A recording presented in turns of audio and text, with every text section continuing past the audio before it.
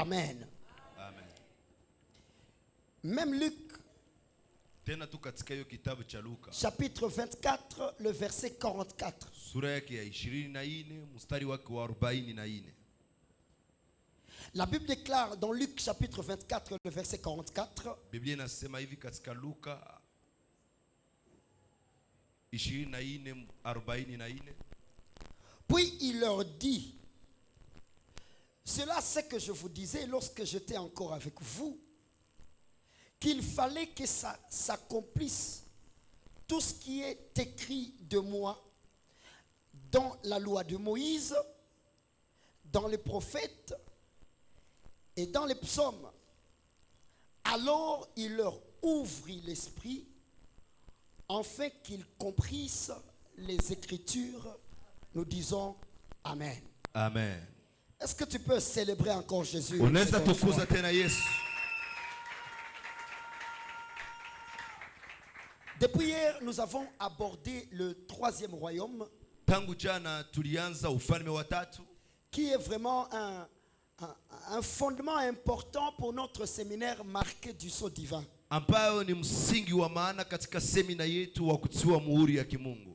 Et nous avons introduit, et je dis beaucoup de choses sur ce troisième royaume. Na tuliingia tukasema vitu vingi sana kwa ajili ya ufalme wa tatu. Je dis que le troisième royaume, c'est le royaume du Christ. Nilisema ufalme wa tatu ni ufalme wa Kristo. La différence avec les deux autres royaumes, Utofauti kati ya ufalme zingine mbili, parce que ce n'est pas un royaume visible, c'est un royaume invisible. kwa sababu haiko ufalme unaoonekana lakini ni ufalme isionekana. On pouvait voir Éden de Adam, on pouvait voir Israël de Juifs, mais on ne peut pas voir des yeux le royaume de Christ. Ungeliona Edeni ya Adamu kwa macho, ungeliona Israeli kwa macho, lakini huweziona ufalme wa Kristo kwa macho. Et c'est ça déjà la force de ce royaume. Na ni hivi hasa nguvu ya hii ufalme. Parce que ce qui est visible est destructible. Kwa sababu yale ambayo inaonekana inaweza haribiwa, Mais ce qui est invisible lakini yale isiyoonekana est indestructible. haiwezi kuharibiwa.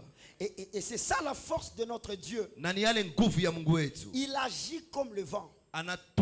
Anatumia kama upepo. Tu vois le vent bouger les choses, mais ce vent-là, tu ne le vois pas. Hiyo upepo unaona kitikisa vitu lakini uioni. Et toute personne qui est membre de ce royaume, Na kila mtu ambaye ni mwanamemba yeye ufalme, il porte Dieu en lui. anabeba Mungu ndani mwake. Et un enfant de Dieu peut dire Amen. Na mtoto wa Mungu anaweza kukasema amina. Et ce soir, je suis venu définir une personne dans ta vie. Na jioni ya leo nilikia maanisha mtu katika maisha yako. Hier, nous nous sommes arrêtés sur un point qui dit qui est Jésus-Christ.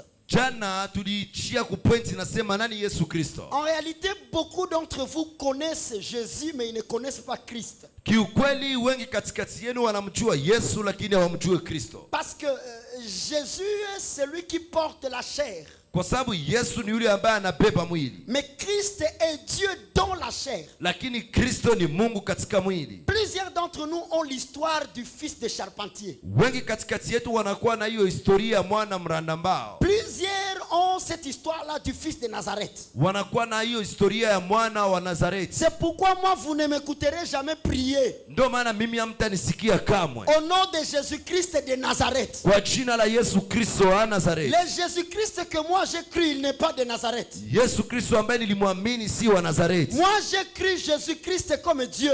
Mimi niliamini Yesu Kristo kama Mungu. Et Dieu n'appartient pas à un milieu. Na Mungu haiko wa mahali fulani. C'est le corps qui est de Nazareth, mais Dieu est du ciel et de l'éternité. Ni mwili ndio wa Nazareti lakini Mungu ni wa mbinguni na wa milele. Ce n'est pas Nazareth qui a fait Dieu, mais c'est Dieu qui a fait Nazareth. Haiko Nazareti ilifanya Mungu lakini Mungu ndiye alifanya Nazareti. Plusieurs spéculations se passent sur la personne de Jésus-Christ. Kuna kwa maelezo mengi ambayo yanapitikana juu ya historia ya juu ya utu wa Yesu Kristo. Beaucoup des enseignements sont connus sur la personne de Jésus. Mafundisho mengi imejulikana juu ya ujuzi wa Yesu Kristo. Et cela a été la base de la création de plusieurs sectes. Na ile ilikuwa msingi ya muundo ya miundo ya madhehebu nyingi. Voilà mon fils, connexion sa vile jana.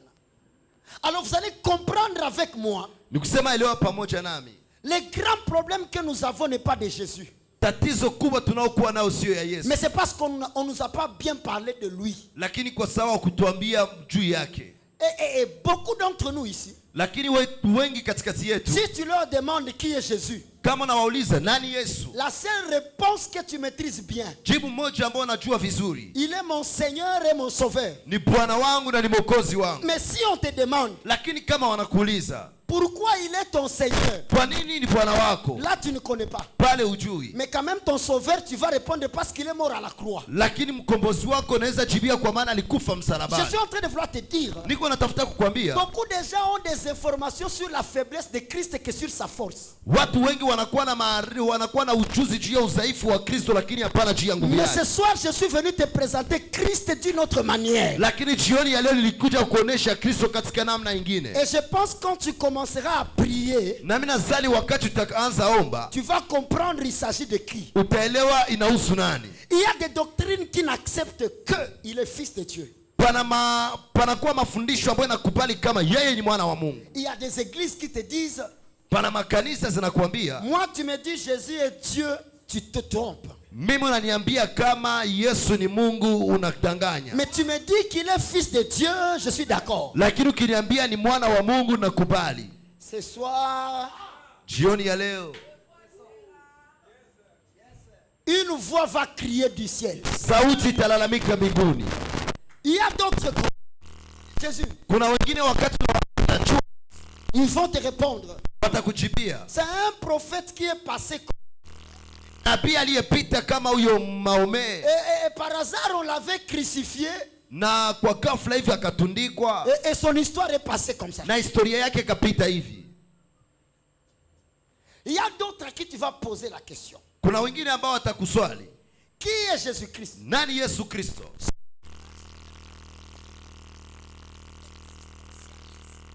Wale ambao wanatembea ujuzi ya maarifa ya existentialisme. Ils vont te dire que Jésus-Christ fait partie de la famille de Dieu. Watakwambia kama Yesu Kristo anakuwa mwanamemba wa jamaa ya Mungu. Et ils vont t'expliquer na watakufasiria que le père de Jésus, kama baba yake na Yesu, il a tapé les autres dieux. Alipiga wengine wa Mungu. Et lui-même il a pris le pouvoir. Na yeye mwenyewe akachukua uwezo. Maintenant il y a un autre Dieu. Asa kuna kuwa mwingine Mungu qui était contre ça. ambaye alikuwa anapingana na haya. Et son fils appelé Lucifer. Na mwana wake kuitwa Lucifero. Il va dire, atasema, comment ce papa va vouloir tout prendre pour son fils? Kwa nini huyu baba atapenda chukua yote juu ya mwana wake? Moi je vais me rebeller. Mimi nitafanya wasi. Mais si j'amène Lucifer lui-même ici, lakini kama analeta Lucifero mwenyewe hapa, lui-même d'abord il va démentir ça.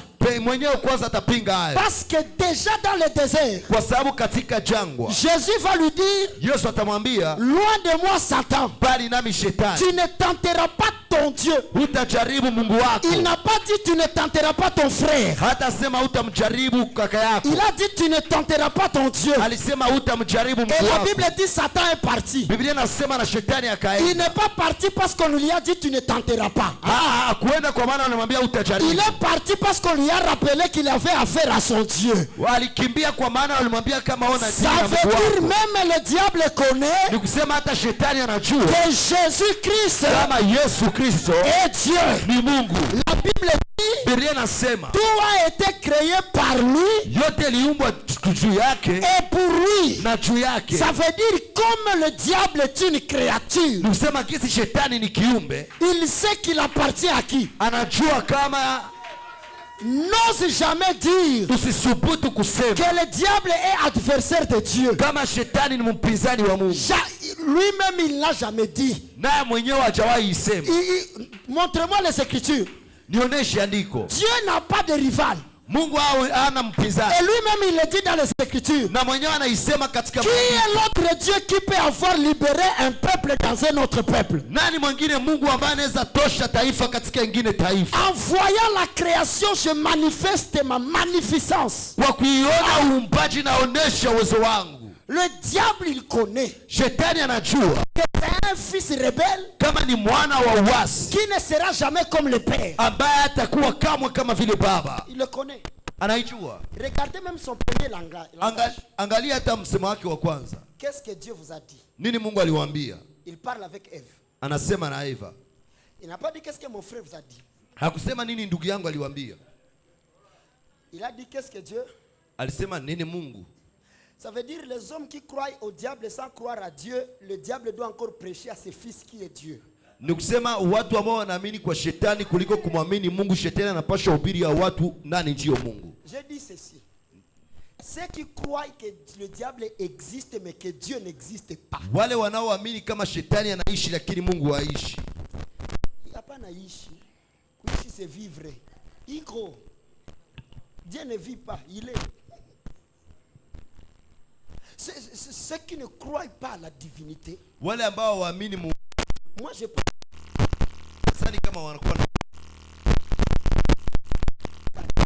wale ambao wanaitwa watu na dini. Ils ont sérieusement peur. Wale watu wanakuwa na uoga kabisa.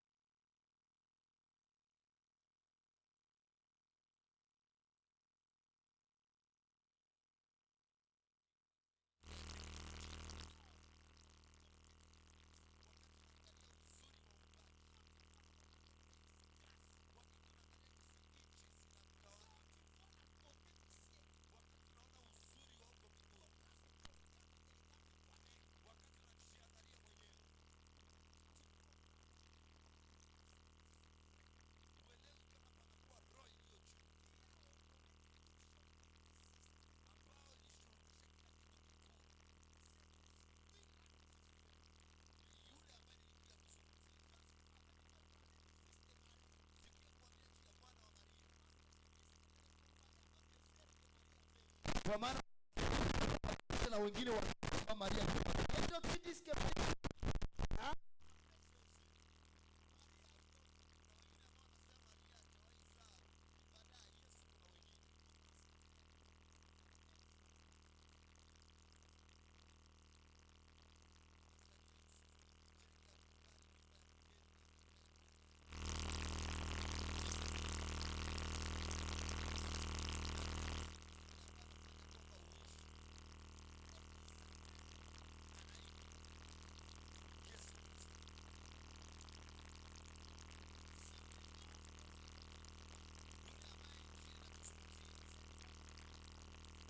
pale alianzia. Trois vagues qui ont parlé de cet homme avant sa venue. Panakuwa mambo matatu ambayo lizungumuza huyo bwana mbele ya fiki. La première vague c'est la vague mosaïque. Ya kwanza ilikuwa hiyo zoruba ya Kimusa. Et Moïse a écrit la loi. Na Musa aliandika sheria. Quand vous lisez toute la loi, wakati mnasoma sheria yote, la loi ne parlait que de Jésus-Christ. Sheria ilikuwa inazungumza tu juu ya Yesu Kristo. Ça veut dire tu ne peux pas comprendre la loi si tu ne vois pas les traces. Kuielewa sheria kama uone mapito ya Kristo katika sheria. Et il va dire ceci. Na atasema hivi. Je ne suis pas venu abolir la loi, je suis venu accomplir. Sikuja kuharibu sheria lakini nilikuja ikamilisha. La deuxième vague. Hiyo zoruba ya pili. C'est la vague de prophètes. Ni zoruba ya manabii. Les prophètes ont prophétisé. Manabii walita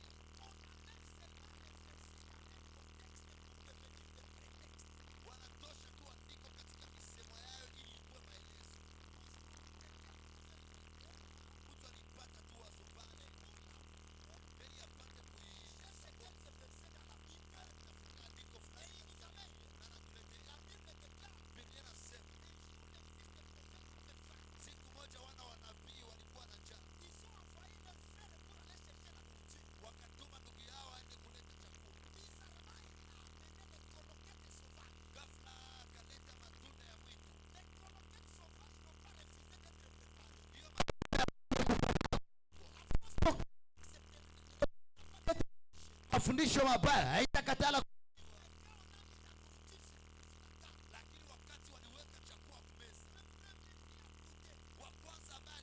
Il a crié.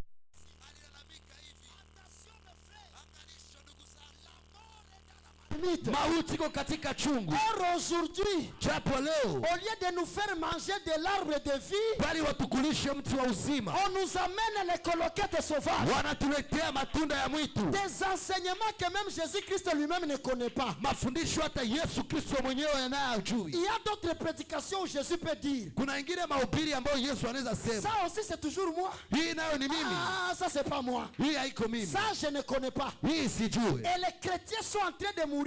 Na wakristo wako na kufa. C'est parce que nous mangeons du n'importe quoi. Ni kwa sababu tunakula haijalishi nini. Les jours que tu écouteras quelqu'un prêcher, siku ambayo utamsikiliza mtu akihubiri, et l'objectif de son message ne converge pas vers Christ, na malengo ya ujumbe yake haielekee Kristo, dis-lui tu as dribblé mais tu n'as pas marqué de but. mwambie tu ulichenga lakini haukuweka goli. Tu ne peux jamais parler de l'indépendance du Congo sans mentionner le nom de Lumumba. Huwezi sema juu ya uhuru ya Kongo bila kuweka chini ya Lumumba. Lumumba veut dire Lumumba maana yake indépendance. Uhuru. C'est automatique. Inakuwa vitu Et on vya. ne parlera pas de l'évangile Na hawatasema juu ya injili sans parler de Jésus. bila kusema juu ya Yesu. Il y a plusieurs tendances évangéliques qui sont en train de s'élever. Kunakuwa hali nyingi za injili ambazo siku napenda ziinuke. 350 jours. Siku 350. Nous sommes seulement derrière la délivrance des familles, la délivrance, briser les hôtels. Beaucoup de choses.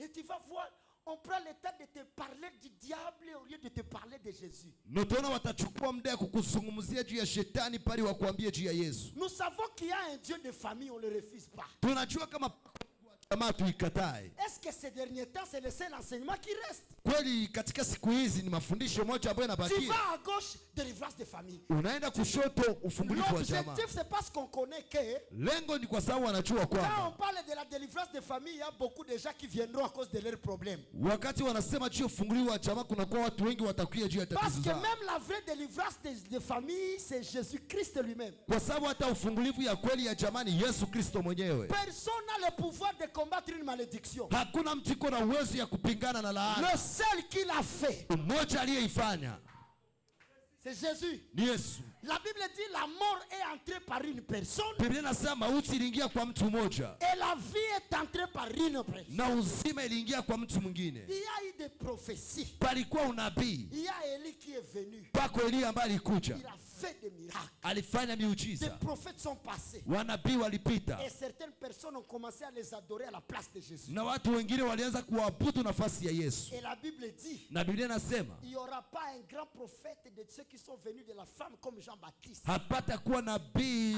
miongoni ya wale aliyezaliwa na mwanamke isipokuwa Yohana Mbatizaji. Quand Jean-Baptiste a vu cet homme, wakati Yohana Mbatizaji aliona lui il a dit, yeye alisema, je ne suis même pas capable sina hata uwezo de délier ses souliers. Kufungua hata kamba ya viatu yake. Parce qu'il est Dieu. Kwa sababu ni Mungu. La question que je dois répondre, swali ambayo napaswa jibia, qui est Jésus-Christ? Nani Yesu Kristo? La réponse est que Jésus-Christ est Dieu. Jibu ni kwamba Yesu Kristo ni Mungu. Beaucoup de gens ont des confusions dans leur prière. Watu wengi wanakuwa na machanganyiko katika maombi yao. Ils ne savent pas quand prier Dieu. Hawajui wakati ya kuomba Mungu. Ils ne savent pas quand il faut dire Jésus. Hawajui wakati ya kusema Yesu. Et il y a d'autres qui disent, na kuna ukua wengine wanasema, Jésus-Christ dit à Dieu de me bénir. Yesu Kristo waambia Mungu anibariki. Quel niveau de confusion! Kiwango gani ya machanganyiko? Le seul Dieu qui existe, Mungu mmoja aishi, c'est Jésus-Christ. Ni Yesu Kristo. Il n'y a pas un autre Dieu. Hakuna mwingine Mungu. Ouvrons un peu Esaïe 35. Tufungule kidogo Isaya 35. Esaïe 35. Isaya 35. J'aimerais que tu ouvres tes oreilles ici. Nilipenda ufungue masikio yako hapa.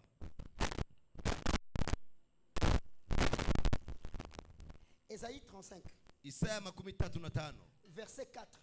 Mstari wake wa 4. J'ai un jour parlé sur ce point, mais je dois y revenir pour vous. Nishawahi ongea juu ya hii point, lakini nitarudilia juu yenu. Écoute ce que dit la Bible. Est-ce que tu as la Bible pour regarder toi-même? Uko na Biblia? Ésaïe 35 verset 4. Isaya 35 mstari wa 4. Cœur troublé. Prenez du Mukuwe na nguvu. Ne craignez point. Musiogope. Voici votre Dieu. Angalia Mungu wenu. N'allons pas dans la confusion des Français. Oh.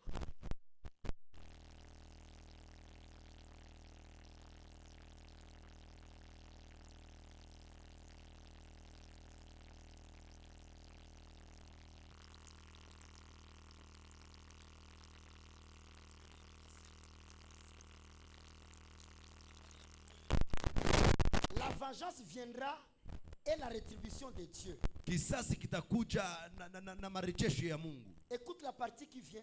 Angalia, il viendra lui-même. Atakuja mwenyewe. Est-ce que c'est écrit comme ça aussi dans ta Bible? Qui viendra lui-même? Nani atakuja peke yake? Répondez-moi, qui viendra lui-même? Nani atakuja mwenyewe? Ça veut dire il ne va pas déléguer papa Alain. Nikusema hata tuma mtu. Il viendra lui-même. Atakuja mwenyewe. Et vous sauvera. Na atawaokoa. Je repose la question. Nauliza tena swali. Qui viendra lui-même? Nani atakuja mwenyewe?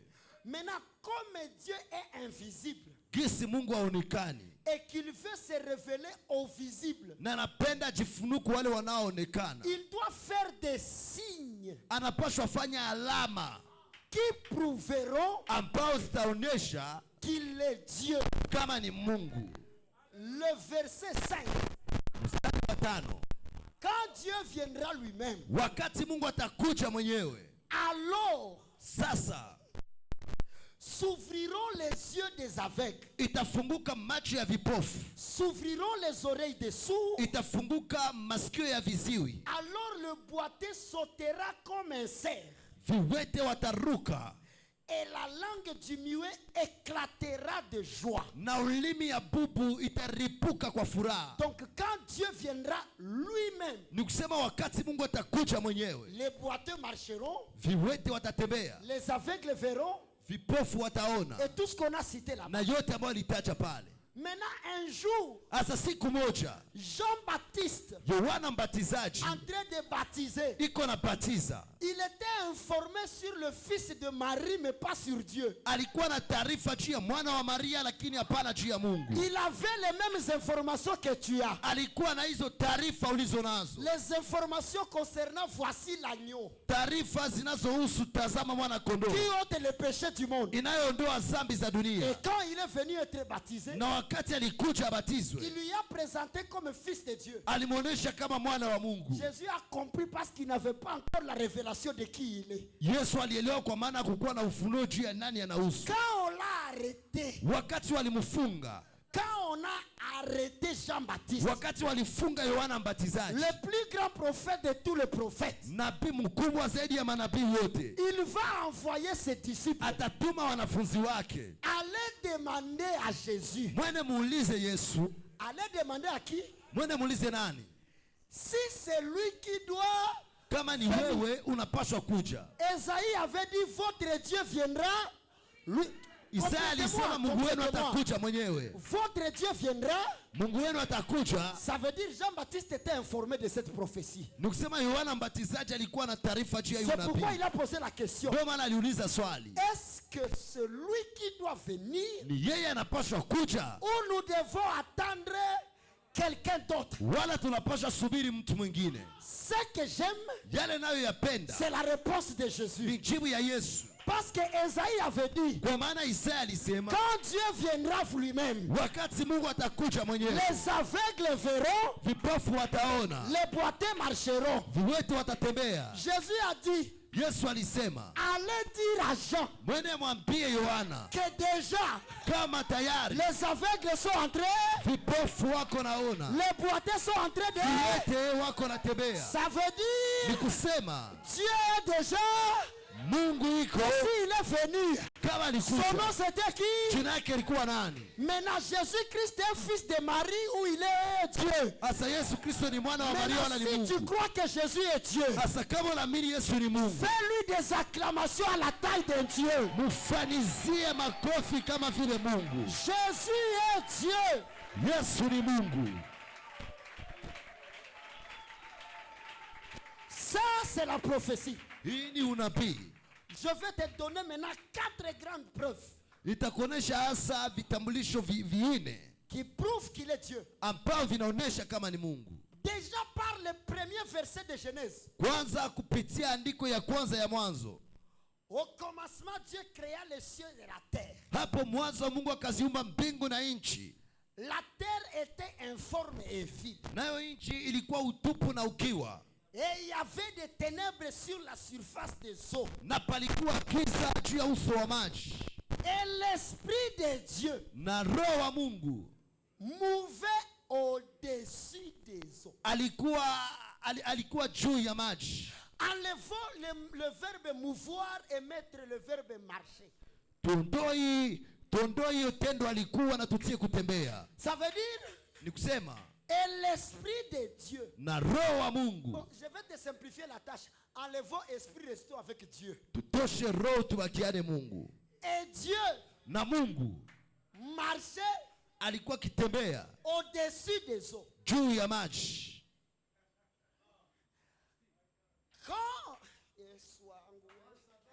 Quand Israël va penser que Moïse était Dieu, Wakati Israeli ilizania kama Musa ni Mungu, Dieu va lui dire allons vers la mer. Mungu ataambia twende huko baharini. Arrivé devant la mer, il va crier. Kufika mbele ya bahari atalalamika. Et Dieu va lui séparer un chemin sur la mer. Na Mungu atamgawanyia njia juu ya maji katika Quand maji. ils vont crier que oh Élie est Dieu, Wakati watalalamika kama Elia ni Mungu, allons devant Jourdain. twende mbele ya Yordani. Élie aussi va séparer. Elia naye atagawanya. Mais les grands messieurs Lakini Bwana mkubwa qui sait faire ce qu'il a déjà fait, ambaye anajua fanya yale ambayo ameshafanya. qui peut répéter ce qu'il a fait, Nani anaweza rudilia yale ambayo alifanya? il a dit attendez, Alisema subirini, allez avec la barque mwende na chombo et je viendrai après vous. na nitakuja nyuma yenu. Pierre va se poser une question. Petro atajiuliza swali. Moi je suis fils de Galilée Mimi niko mwana wa et Galilaya on a une seule barque. na tunakuwa na chombo moja. Si tu n'entres pas dans ce barque, Kama uingie katika hii chombo, tu n'auras plus un autre moyen de transport au-dessus des eaux. hutapata ingine chombo ya kuleta juu ya maji. Jésus va lui dire, Yesu atamwambia, tu dis tout ça unasema parce yote que tu n'étais pas au commencement. kwa sababu hakukuwa mwanzo. Et pour le prouver, Na kwa kuionyesha, j'aime deux choses. napenda vitu mbili. Personne ne peut marcher avec la vitesse de la barque. Hakuna mtu anaweza tembea na mwendo ya chombo, Mais la barque était partie avant. lakini chombo ilipita Mais mbele. Jésus avait rejoint la barque. Lakini Yesu alikutana na chombo, Et la Bible dit, na Biblia inasema regardant de loin, kwa kuangalia mbali ils ont vu un fantôme waliona kama vile ni msimu marchant sur les eaux. kutembea juu ya Et maji, ils ont crié, na walilalamika ça doit être un fantôme. inapaswa kuwa ni msimu. Quand le grand monsieur s'est approché, Wakati bwana mkuu il alikaribia, a dit, n'ayez pas peur, aliwaambia c'est msiogope, moi. ni mimi. Il a répondu à qui? Aliambia nani? Aux disciples. Aliambia Pour wanafunzi, leur dire, mtawabili le kuambia même Dieu là, huyo Mungu qui marchait au-dessus des ambaye eaux, alitembea juu ya maji il était esprit. alikuwa roho, Mais pour cette fois, lakini kwa mara il a porté des chair. Et il reste le même. lakini anabakia. Première preuve. Deuxième preuve. Aucun architecte ne peut savoir achever une maison qui n'a pas commencé. Hakuna mjenzi anaweza malizia nyumba ambayo hakuanza. Est-ce qu'on est d'accord? Tunapatana. Pour bien le finir, il doit savoir depuis la fondation jusqu'à la toiture. Ili apate kuimaliza vizuri singi mpaka manjanja yake. Maintenant, le grand architecte, Asa mjenzi mkubwa au commencement, huko mwanzo il a ramassé la boue alichukua matope et il a arrangé l'homme. na akatengeneza mtu.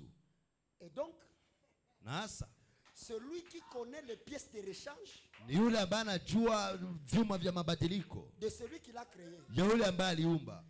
Un jour, il rencontre un aveugle. Siku moja nakutana na kipofu. Il rencontre un aveugle. Anakutana kipofu. Il lui dit, petit, c'est moi qui t'ai créé. Ni mimi ndiye nilikuumba. C'est moi qui ai créé l'homme. Ni mimi ndiye niliumba mwanadamu. Et je sais que tu as une maison inachevée. Na mimi najua kama uko nyumba isiyojaa. Viens, je vais faire ta finition. Kuja nitakumalizia. Il va prendre la boue qu'il a ramassée au commencement. Atakamata matope aliyochukua mwanzo. Il va le mettre sur les yeux de l'aveugle. Ataiweka kwa macho ya kipofu. Il va lui dire, va te laver. Atamwambia uende unawe. Et quand l'aveugle va se laver, Na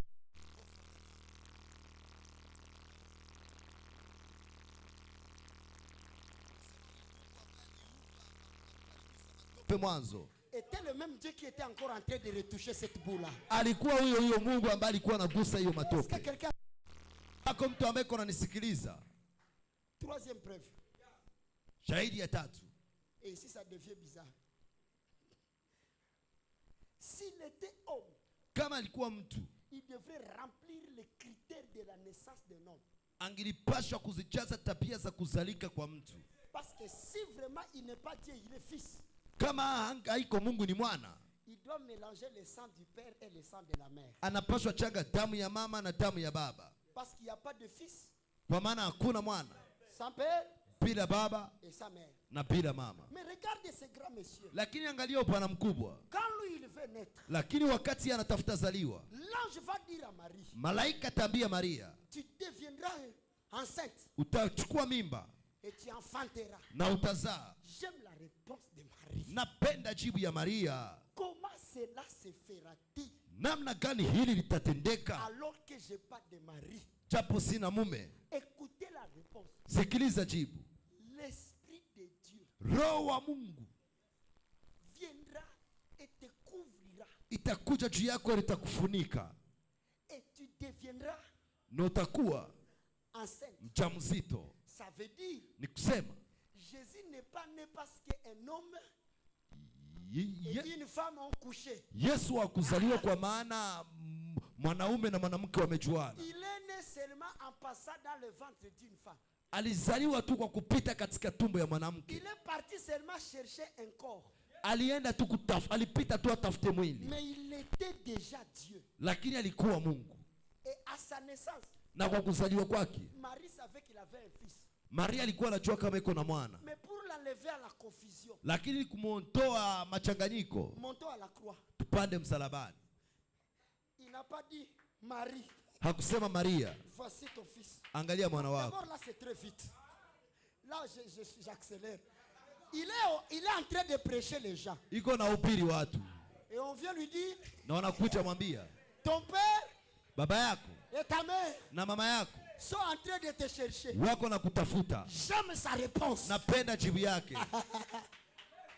Ils n'ont jamais été mes parents. Hawajawahi kuwa wazazi Mon wangu. père et ma mère, Baba yangu na mama yangu ce sont ces gens ni wale watu qui sont en train d'écouter. ambao wako nasikiliza. Ça veut dire si je te prêche la parole, Nisema kama nakuhubiria neno, tu deviens qui? unakuwa nani? Non, n'ayez pas peur les enfants. Écoutons ce que Jésus dit. Usikilize ambao Yesu anasema. Mon père Baba yangu et ma mère na mama yangu sont ces gens ndo wale watu qui sont en train d'écouter ambao wako nasikiliza la parole. neno.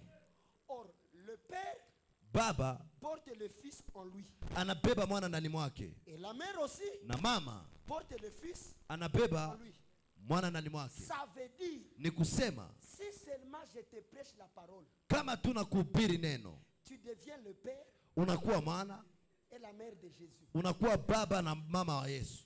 C'est ce que je vous disais. Ni yale nilikuwa nawaambia, Quand tu portes le royaume, wakati unabeba ufalme, le royaume est en toi. ufalme nakuwa ndani mwako, Et directement tu deviens Dieu. na pale pale unakuwa Or, Mungu. le père de Jésus, c'est qui? Japo baba wa Yesu ni nani? C'est Dieu. Ni Ça Mungu. veut dire toute personne qui croit en la parole. Ni kusema kila mtu anayeamini neno.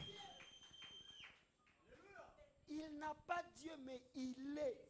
Hana Mungu lakini iko. Tel il est.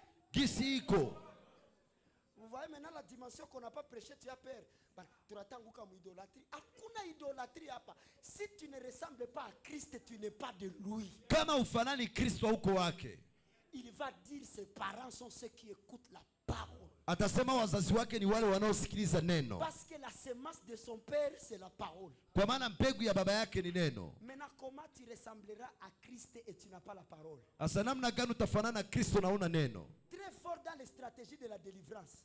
Uko maarufu sana katika hiyo mifumo mikakati ya ufungulivu. Très fort dans les combats spirituels. Katika vita vya kiroho. Mais parole. Lakini neno.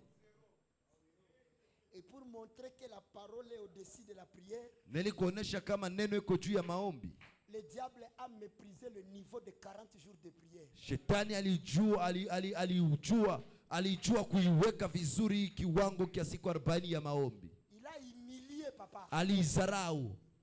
Après 40 jours, kisha siku 40, Jésus est déjà en esprit. Yesu ashakuwa katika roho. Le diable est venu le transporter. Shetani alikuja akamunyakua. Pas dans la chair. Hapana katika mwili. En esprit. Katika roho. Je vous ai dit pourquoi il a su le transporter. Niliwaambia kwa nini aliweza kumbeba. Parce que la Bible dit que Dieu utilisait les chérubins. Kwa sababu niliwaambia kama Mungu alikuwa anatumia makerubi pour le déplacer. Ili wapate kumpeleka. Et la Bible dit, na Biblia inasema Lucifero était parmi les chérubins. Alikuwa mmoja wapo wa makerubi. Ça veut dire, ni kusema il a encore repris son travail. Alirudilia tena kazi yake. Parce que depuis longtemps, kwa sababu tangu zamani il le transportait. Alikuwa akimbeba. Ça c'est pour les grands ça.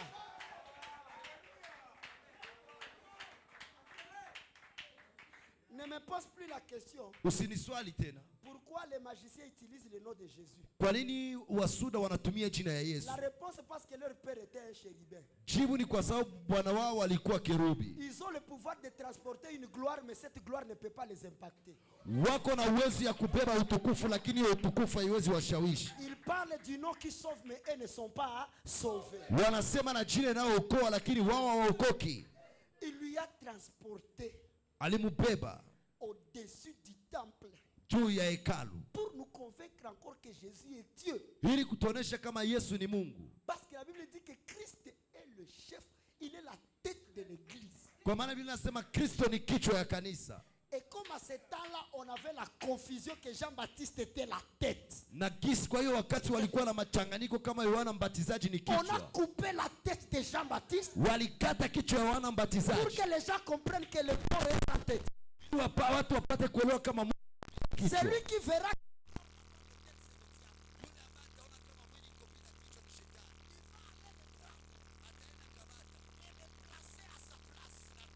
Kwa nafasi yake au-dessus du temple juu ya hekalu pour déclarer ili apate kutangaza celui-ci est la tête.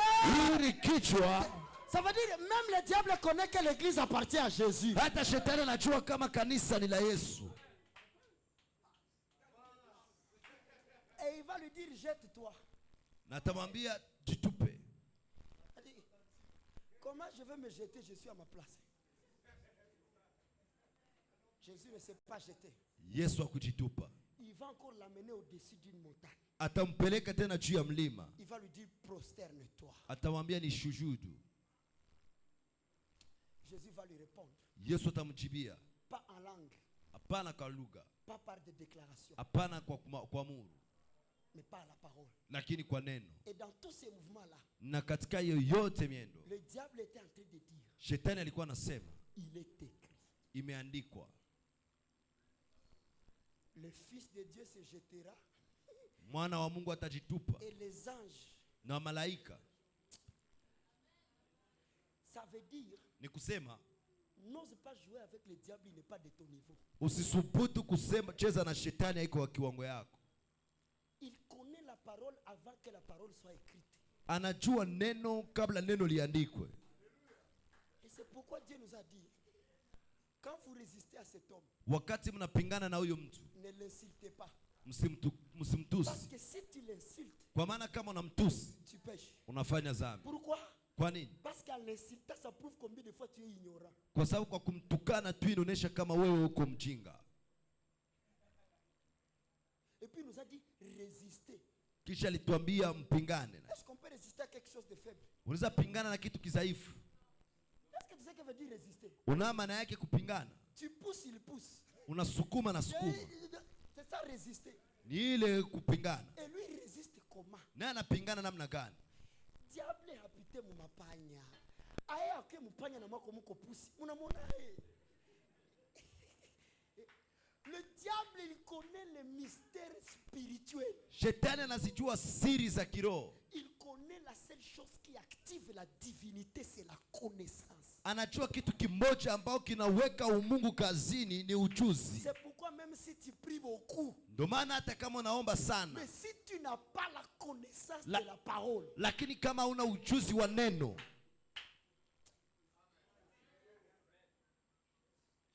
tu comprends maintenant pourquoi le diable est passé dans ta vie comme il veut? unaelewa sasa kwa nini shetani alipita katika maisha yako kisi anataka? C'est parce que tu ne connais pas la parole. Ni kwa sababu hujui neno. Au commencement, Wapo mwanzo palikuwa la parole était avec Dieu. Neno ilikuwa pamoja na Et Mungu. la parole était. Neno ilikuwa Mungu. Ça veut dire quiconque a la parole, Ni kusema kila mtu ambaye iko na neno, il a Dieu. iko na Mungu. Et puis maintenant à la croix, Hasa hapo kumsalaba, il va dire, atasema, mère, mwanamke, voici ton fils. ona mtoto wako. Fils, Mtoto, voici ta mère. one mama yako. Et puis pour nous prouver qu'il n'est pas de ce monde, Nili apate kutuonesha kama iko hii dunia, il a levé les yeux au-dessus. aliinua macho juu. Eloi, Eloi, Eloi, Eloi, lama sabachthani. Jésus est Dieu. Yesu ni Mungu. Quatrième preuve, Shahidi ya ine, il a inauguré une autre nature de la création. alifungua ingine asili ya uumbaji. Ici, je vais libérer des mystères. Hapa nitaacha siri. Dans la Bible, il y a 7 types de création. Katika Biblia kuna kuwa aina 7 ya uumbaji. Et Christ, Na Kristo il est au 4e niveau. iko katika kiwango kia 4. C'est pourquoi on l'a appelé la création de Dieu. Ndio maana walimuita uumbaji wa Mungu. C'est pas parce qu'on l'a créé le premier, Haiko kwa sababu alimuumba wa mais kwanza, parce qu'il a révélé une autre type de création, pasteur. lakini kwa sababu alifunua ingine ya aina ya uumbaji. Les 7 créations. Uumbaji 7. La première création, c'est la création de l'homme. Uumbaji wa kwanza ni uumbaji wa mtu. Adam. Adam. Il est la 4e création. Iko uumbaji wa ngapi? La première création. Uumbaji wa kwanza. La deuxième création, Uumbaji wa pili c'est Ève. ni Eva. Parce que Adam Kwa sababu Adam a été créé de la terre, aliumbwa kutoka udongo, mais Ève a été créée lakini Eva aliumbwa d'une côte. kutokana na ubavu. Ça veut dire que ces deux créations ne sont pas les mêmes. Ni kusema uumbaji bili haziko zimoja. Troisième création, Uumbaji wa tatu c'est tous ceux qui sont nés de l'homme et de la femme. ni wote waliozaliwa na mwanaume na mwanamke. C'est là où toi et moi, Ni pale wewe na mimi nous sommes. tuko. Nous sommes de la quatrième création. Tuko uumbaji wa ngapi?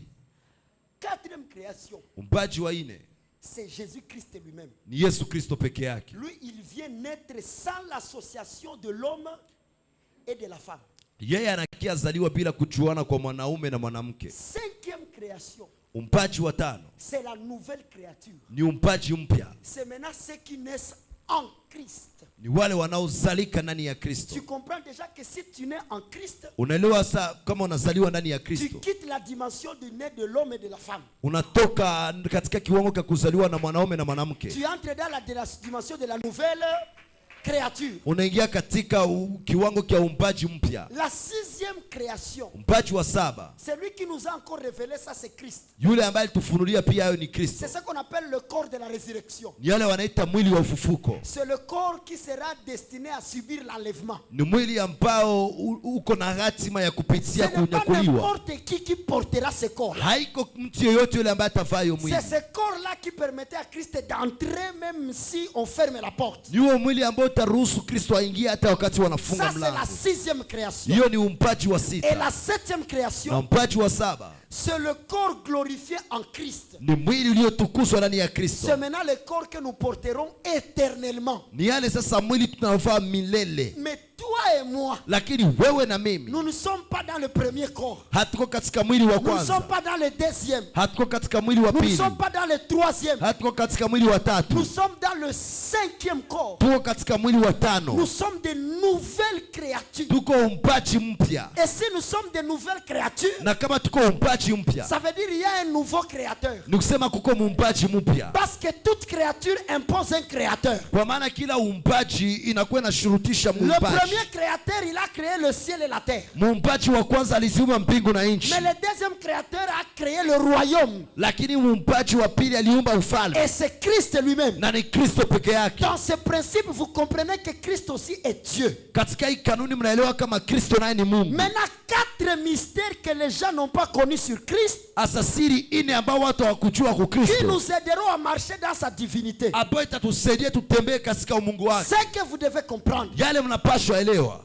Aucun homme ne peut atteindre Dieu sans connaître Christ. Hakuna mtu anaweza fikia Mungu bila kumjua Kristo. Parce que Jésus a dit, Kwa maana Yesu alisema, le Père Baba est en moi. iko ndani mwangu Et moi, na mimi je suis en vous. niko ndani mwenu. Tu ne peux pas parler de Dieu sans parler de Christ. Huwezi sema juu ya Mungu bila kusema juu ya Kristo. Et c'est pourquoi il est en train de dire dans le livre de Jean, Ndio maana niko nasema katika kitabu cha et dans Yohana le livre de Luc, na katika kitabu cha Luka, le Père prend de ce qui est à moi Baba anakamata yale yaliyo ndani mwangu et il vous le donne. na anawapatia. Ça veut dire tout ce qui existe est à Jésus. Ni kusema yote yanayoishi iko ndani ya Maintenant, la Yesu. chose que les gens n'ont pas compris sur la divinité de Jésus, Hasa kitu ambao watu hawakuelewa katika umungu wa Yesu c'est différencier quand il est homme et quand il est Dieu. ni kutofautisha wakati iko mtu na wakati iko Mungu. Et c'est ça la confusion qui est aussi dans ton esprit. Na ile machanganyiko yote katika roho Quand yako. est-ce qu'il parle comme homme Wakati gani anasema saa mtu et quand c'est qu'il parle comme Dieu. na wakati gani anasema saa Mungu. Et la confusion est liée à la dimension de ce qu'on appelle la Trinité. Na machanganyiko inatokana na yale ambao wanaita kiwango ya utatu Qui takatifu. est Père, Nani Baba, qui est Fils nani Mwana et qui est Saint-Esprit. na nani Roho Mtakatifu. Notez bien, Andika vizuri. il n'y a pas 3 dieux. Hakuna wa Mungu watatu. Hein? Oh, il y a Dieu le Père. Pako Mungu Mwana. Et le Dieu, c'est un enseignement faux. Ni mafundisho ya bongo. Il y a un seul Dieu, Pako Mungu moja, mais qui se révèle dans 3 dimensions. lakini anajifunua katika viwango vitatu. Ne sois pas dans la confusion. Usiwe katika machanganyiko. Je répète, hein, Narudilia, ne sois pas dans... usiwe katika. Il n'y a pas Dieu le Père, Hakuna Mungu Baba, Dieu le Fils Mungu Mwana et Dieu...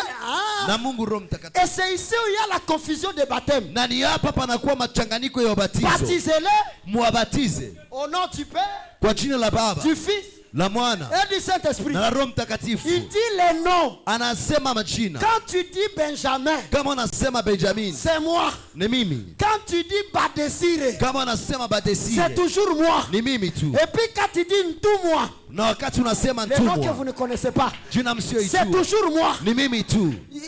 Badesire n'est pas blanc. Huyo Badesire haiko ya kizungu. Badesire n'est pas blanc. Badesire haiko mzungu. Pour que Ntumwa soit noir Ili mtumwa akuwe mweusi et que Benjamin soit métis. na Benjamin akuwe mwekunda. C'est 3 noms différents Hizo jina tatu tofauti, appartenant à une seule.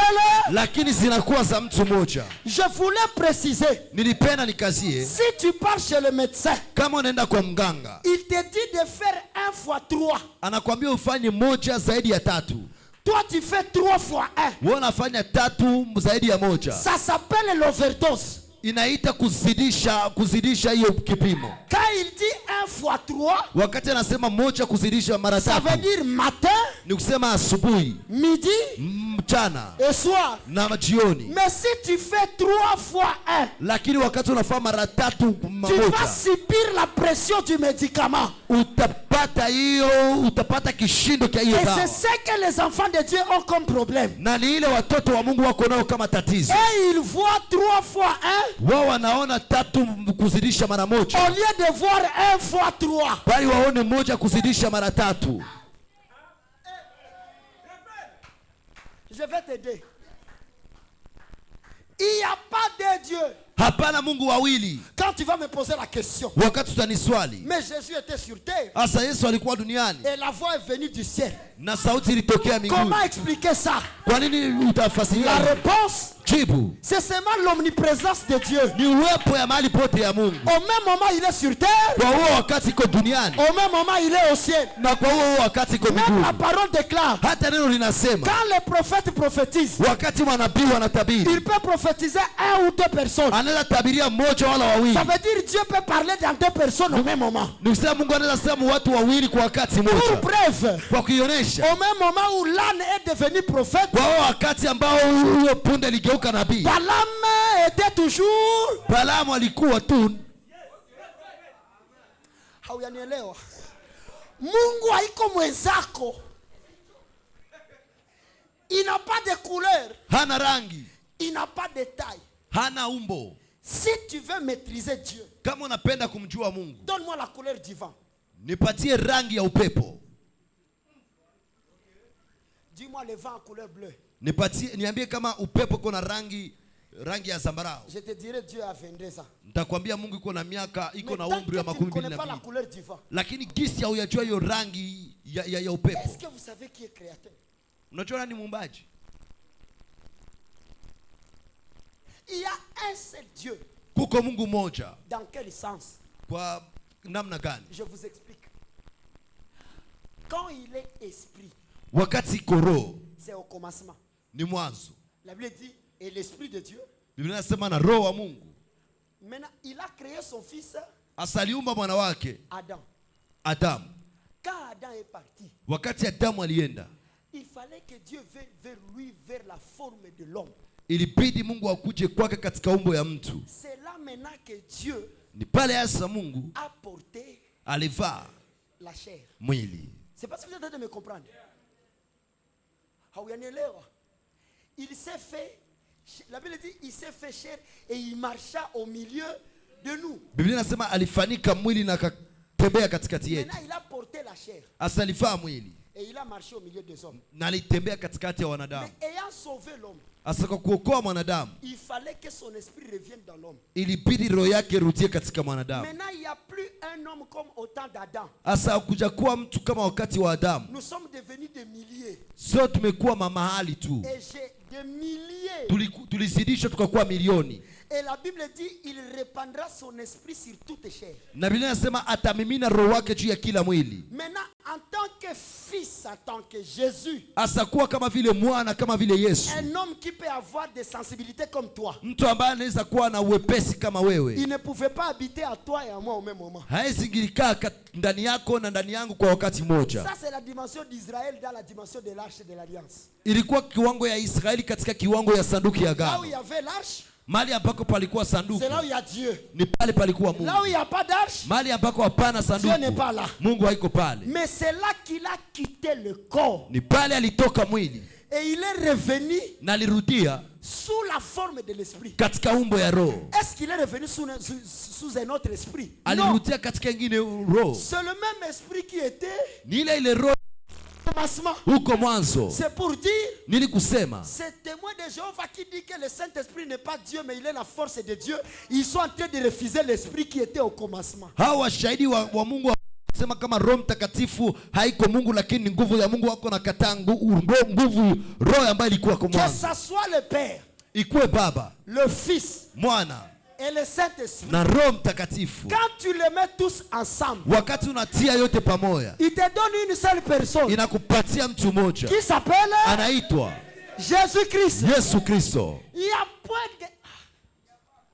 La Bible dit devant lui, Biblia inasema mbele yake tout genou doit fléchir. Kila goti linapaswa kuja. S'il n'était pas Dieu, kama angelikuwa Mungu, il n'allait pas accepter ça. Hangelikubali. Parce qu'il allait su. Kwa maana angelijua. Le diable est là. Shetani pale. Il a un jour cherché la colador. Pako siku alitafuta wa mwabudu. Et on l'a précipité. Na walimsukuma. Si moi aussi j'ose toucher là-bas, kama na mimi nasubutu kugusa moi pale, aussi on m'a précipité. Mimi nami watanisukuma. Mais nulle part on l'a précipité. Lakini hakuna nafasi. La Bible déclare, Biblia inasema, le Père l'a souverainement élevé. Baba alimuinua zaidi. Au-dessus de toute domination. Juu ya kila utawala. Or, qui est au-dessus de toute domination? Nani iko juu ya kila utawala? C'est Dieu lui-même. Ni Mungu peke Dans yake. d'autres sens, Kwa msema il mwingine, n'y a pas trois dieux. hakuna wa Mungu Il y watatu. a un seul Dieu qui Bako s'appelle Mungu mmoja. Jésus. Anaitwa Yesu Kristo. Je vais ouvrir une parenthèse très importante. Nitafungua kifungo kia maana sana. Tu n'as pas affaire avec Adonai. Hauna cha kufanya na Adonai. Toi là, tu connais Adonai. Wewe pale unajua Adonai. Tu n'as pas affaire avec Elohim. Hauna cha kufanya na Elohim. Quand Jéhovah Shama, Jéhovah Rapha, nous ne connaissons pas ces histoires-là. Sisi hatujua hizo historia. La Bible dit nous. Sisi Biblia Nous inasema avons reçu un seul nom. tulipokea jina moja. Apparemment, tu ne lis pas les Écritures. Iko sawa usomi maandiko. C'est quoi tout? Au nom de Yahweh le lion, au nom de Sabaoth. Papa, lisez les Écritures. Someni maandiko. N'utilise pas le pouvoir de l'alliance brisée quand il y a une nouvelle alliance solide. Usitumie nguvu ya agano lililopasuka japo pana agano ya nguvu. La Bible dit s'il y a existé une deuxième alliance, Biblia inasema kama palikuwa agano ya c'est pili, parce que la première n'était pas solide. ni kwa sababu ya kwanza ikukuwa na nguvu. L'alliance de qui? Agano ya nani? De Sabaoth, Ya huyo de Sabaoth, Adonai. ya Adonai. Donnez-moi ce nom-là. Nipatie hiyo majina. Citez ce nom-là. Sema hizo majina. Tu vois tout cela. Mnaona yoyote Quand tu le mets dans un même sac, wakati unaitia katika ça saki va moja, donner un seul nom. itapana jina moja. Bon, attendons d'abord. Msubiri kwanza. Rentrons dans l'Ancien Testament. Turudie katika agano la kale. Moïse lui demande, Musa anamuuliza, comment tu t'appelles? kwa nini namna gani Il unaitwa? dira, je suis. Atasema niko. Mais dans je suis, Lakini katika niko il y a seulement une chose qui en brille. pako kitu tu moja ambayo C'est la inasumbua. lettre I. Inakuwa hiyo i. Si tu écris je suis, Kama unaandika niko, et puis tu enlèves la lettre I, unatosha hiyo herufi i, tu verras que c'est toujours Jésus, utaona tu kama ni Yesu, mais il était toujours caché. lakini alikuwa anafuchika tu. L'homme ne pouvait pas le connaître Mtu angelimjua parce que le temps n'était pas encore arrivé. kwa sababu wakati haikuwa inafika. Et vous allez voir, Na mtaona quand Bartimée le voit, wakati Bartimayo il va atamwona, crier, atalalamika, fils de David, mwana wa Daudi, aie pitié de moi. kuwa na huruma juu Mais yangu. quelque part, Lakini mahali on fulani l'appelle aussi fils d'Adam. wanamuita mwana wa Adamu. Pourquoi? Kwa nini? Parce qu'il est le seul Dieu authentique. Kwa sababu ni Mungu mmoja wa halisi. Parce qu'il est le seul qui nous a donné un jour dans la présence de Dieu. Kwa sababu ni mmoja aliyetupatia siku katika Si uwepo on wa Mungu. l'appelle fils d'Adam Kama wanamuita mwana wa Adamu et fils de David, na mwana wa Daudi, c'est parce que Adam est mort à 930 ans. ni kwa sababu Adamu alikufa kwa miaka 113 Et David est mort à 70 ans. na Daudi amekufa kwa miaka 70. Quand tu mélanges fils d'Adam et fils de... Tu trouves 1000 ans. Wakati unachaga mwana wa Oh, Adamu la na Bible mwana, dit, japo Biblia je inasema répandrai ma grâce nitamimina neema sur yangu 1000 générations. juu ya kizazi Ça veut elfu. dire la grâce, Ni kusema neema c'est Jésus-Christ lui-même. ni Yesu Kristo peke Et yake. s'il mérite d'être le roi des milléniums, Na kama anastahili kuwa mfalme wa hiyo c'est milioni, parce que c'est lui qui a totalisé un jour. ni kwa sababu ni yeye alifanya siku Et la moja. Bible dit, Na Biblia inasema un jour dans la présence de Dieu, siku moja katika uwepo wa Mungu vaut 1000 ans ailleurs. ni heri C'est un jour là. hiyo siku Ce n'est moja pas les années, haiko miaka, mais c'est un jour là. lakini hiyo siku C'est moja Jésus-Christ lui-même. ni Yesu Kristo peke Si yake. tu es en Jésus, Kama uko ndani ya Yesu, tu es déjà dans un jour dans la présence de Dieu. uko kwa siku moja katika uwepo wa Mungu.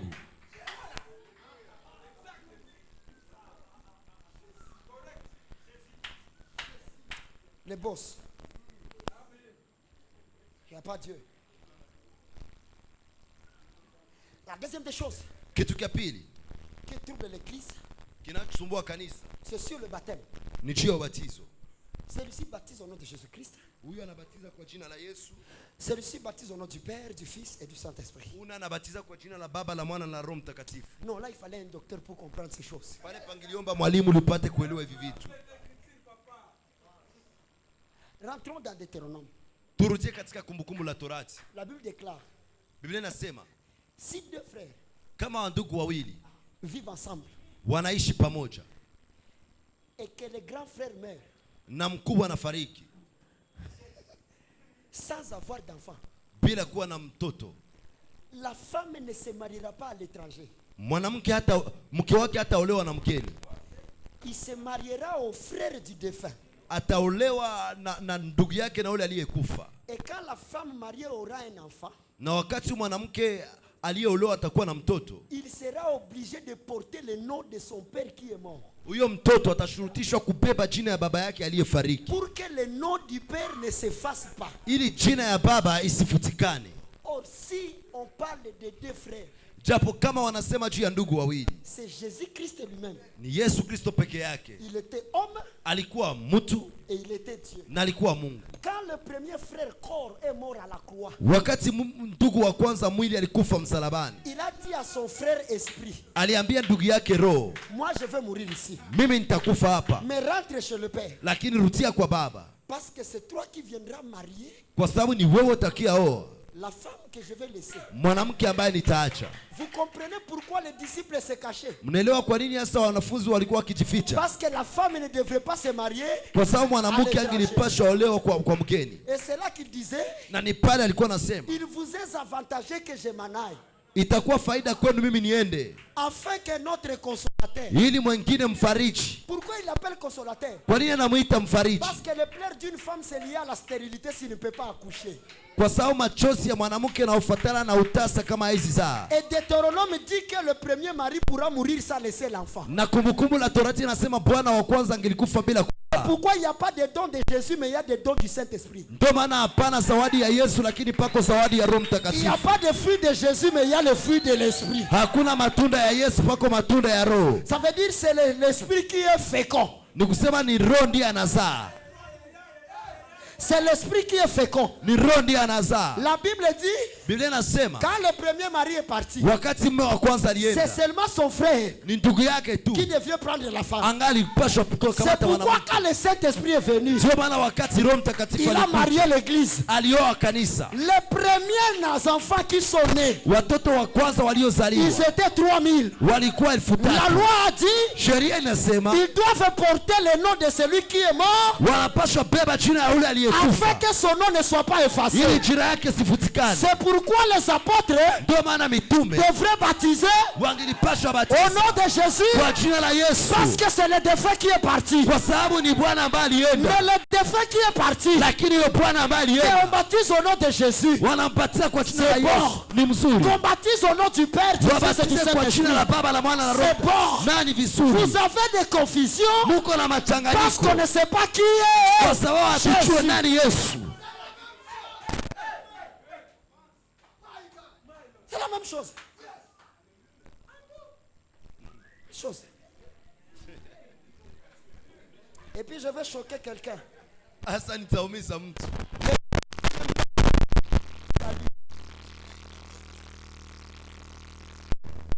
Shida ni yale uliyoamini. Parce que plusieurs sont sauvés mais peu sont convertis. Lakini wengi wameokoka lakini wadogo wachache ambao wameamini. Le troisième, Wa tatu, c'est que Jésus Yesu est Dieu et c'est lui qui a établi le nouveau sacerdoce. iko Mungu ya yule ambaye aliweka ukuhani mpya. C'est pourquoi on a demandé à Jésus, pourquoi tu parles en énigme? Ndio maana walimwambia kwa nini unasema kwa mizali? Et il a répondu, Na alijibia, de peur qu'ils ne puissent écouter et être sauvés. ili wasipate kusikia na waokoke. Bila Roho Mtakatifu uzisikie mimi niko nasema.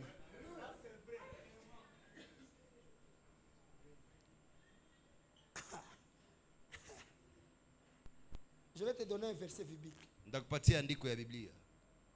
Ça va être très utile. Itakusaidia sana.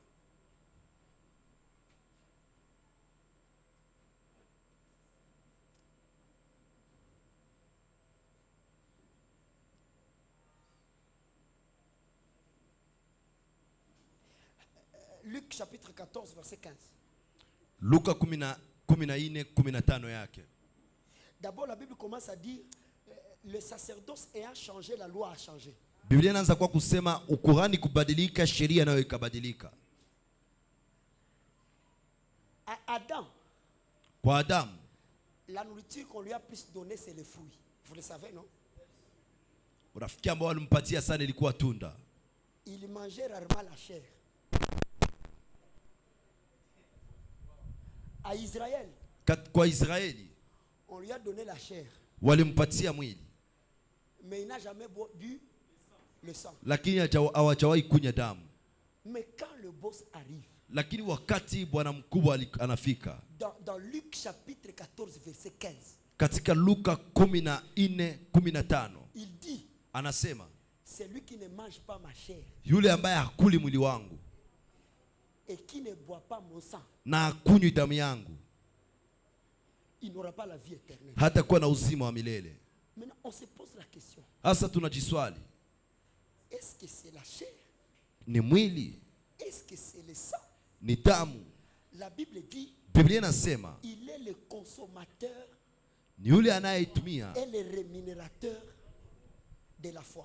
ni yule ambaye anayeitumia na anayepana imani. Et quand il était sur la table, Na wakati alikuwa kwenye meza, il a dit, alisema, voici mon corps. ona mwili wangu, Mais il a présenté le pain. lakini alionyesha mkate. Il a dit, voici mon sang. Alionesema, ona damu yangu, Mais il a présenté le vin. lakini alionyesha mvinyo. Ce que je veux t'enseigner, Yale nitakufundisha, c'est que si tu comprends Christ dans la dimension charnelle, kama namuelewa Kristo katika kiwango cha kimwili, tu es idolâtre. wewe unakuwa mwabudu sanamu. Tu risques d'adorer le pain et le vin. Unajaribu kuabudu mkate na divai. Mais s'il n'y a pas de foi Lakini kama hapana imani qui convertit un pain en corps et un sang, un vin en sang, ambayo inabadilisha mkate katika mwili na mvinyo katika damu, tu es idolâtre. utakuwa mwabudu sanamu. C'est seulement Jésus Ni Yesu Kristo qui tu peut te révéler comment marcher avec lui. ambaye anaweza kufunulia namna ya kutembea pamoja naye. Ce qu'il m'interdit moi, Yale ambayo ananikataza mimi, il peut te le permettre toi. anaweza kuruhusu wewe. Parce que si aujourd'hui, Kwa sababu kama leo Aaron entre dans l'église Aruni anaingia katika kanisa et il écoute docteur Benjamin dire, na anasikiza mwalimu Benjamin akisema, venez boire le sang, mkuje mkunywe damu, Aaron va crier, Aruni atalalamika, idolâtrie kuabudu et sanamu blasphème. na machafuko. Ça veut dire si tu marches avec un Dieu qui n'est pas à jour, Ni kusema ukitembea na Mungu asiyekuwa kwa siku yake, il ne collaborera jamais avec eux. hata wasiliana kamwe pamoja na wewe. Ose marcher avec le Dieu de Moïse. Subutu kutembea na Mungu wa Musa, Tu comprendras combien il te promettra sans réaliser sa promesse. utaona mara ngapi atakuahidi bila kutimiza ahadi zake. Il lui a dit, tu amènes le peuple en Canaan. Alimwambia utapeleka taifa katika Mais Kanaani, il montre Canaan, mais Moïse n'entre pas. anaonesha Kanaani lakini Musa Si tu haingii. as des promesses qui ne s'accomplissent pas, Kama uko na ahadi ambazo zisizotimia, mon frère, ndugu yangu, mise à jour, dis à ton voisin mise à jour. ambia mwenzako kuwa kwa siku.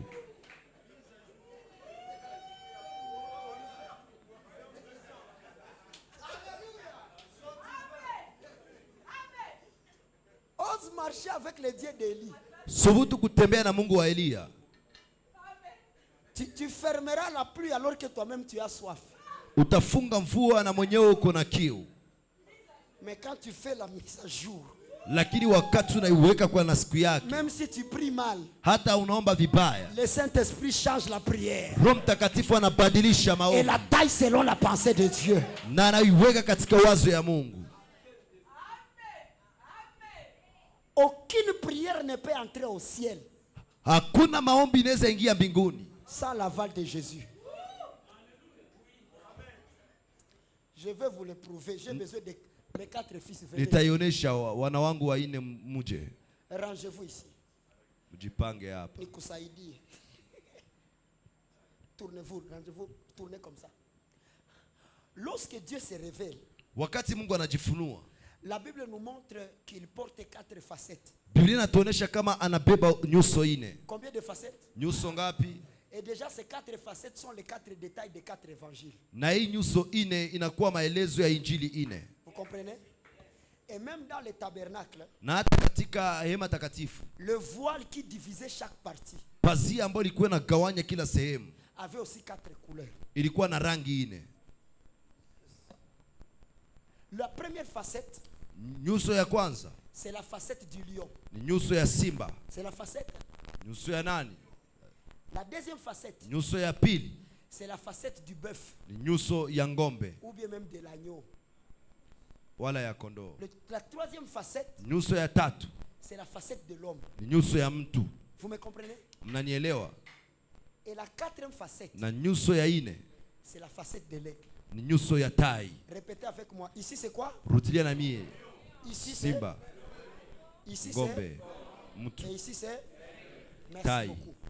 Prenons un passage biblique Tukamate andiko moja ya Biblia qui dit qu'un témoignage est vrai ambayo inasema shuhuda iko kweli si c'est fait par deux kama inafanyika na ou wawili trois. wala tatu. Prenons deux Tukamate ya pili pour signe de l'alliance. kwa alama ya agano. Dieu a deux révélations. Mungu iko na ufunuo mbili, La révélation de l'Ancien Testament ufunuo ya agano la kale et la révélation du Nouveau.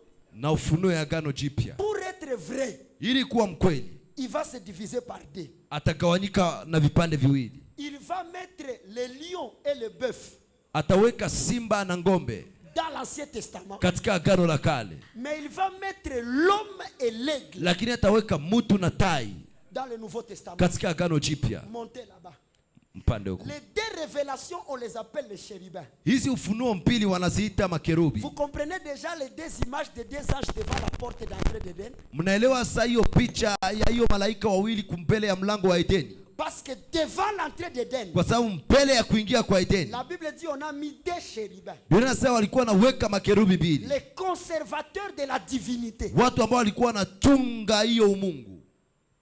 Or, ce sont les deux témoignages que je te prêche. Japo ni hizo ushuhuda mbili nazo kuhubiria. Celui qui a la face du lion Yule ambaye iko na nyuso ya simba et celui qui a la face du bœuf. na yule ambaye iko na nyuso ya ngombe. Si tu oses passer du côté du lion, Kama unasubutu kupita huku ngambo ya simba, il te déchire par sa colère. inakurarua na kasirani yake. Si tu oses passer du côté du bœuf, Kama unasubutu kupita ngambo ya ngombe, la Bible dit la force du bœuf est dans ses cornes. Biblia inasema nguvu ya ngombe ni katika mapembe yake. Lui, il a les griffes, Yeye iko na makucha, mais lui, il a les cornes. yeye iko na pembe. Et puis Jésus va dire, Asa Yesu atasema, personne n'ira chez mon Père hakuna atakayependa kwa baba yangu sans passer par moi. bila kupita kwangu. La seule faiblesse du Ancien Testament, Udhaifu mmoja ya agano la kale c'est l'alliance du sang. ni agano ya damu. Comme Dieu était comme un lion Gesi Mungu alikuwa kama simba et un bœuf, na ngombe, c'est la dimension du sacrifice. ilikuwa kiwango tu kia sadaka Parce que quand kafara. le bœuf est à côté du lion, Kwa sababu wakati ngombe iko pembeni ya le simba, lion doit manger.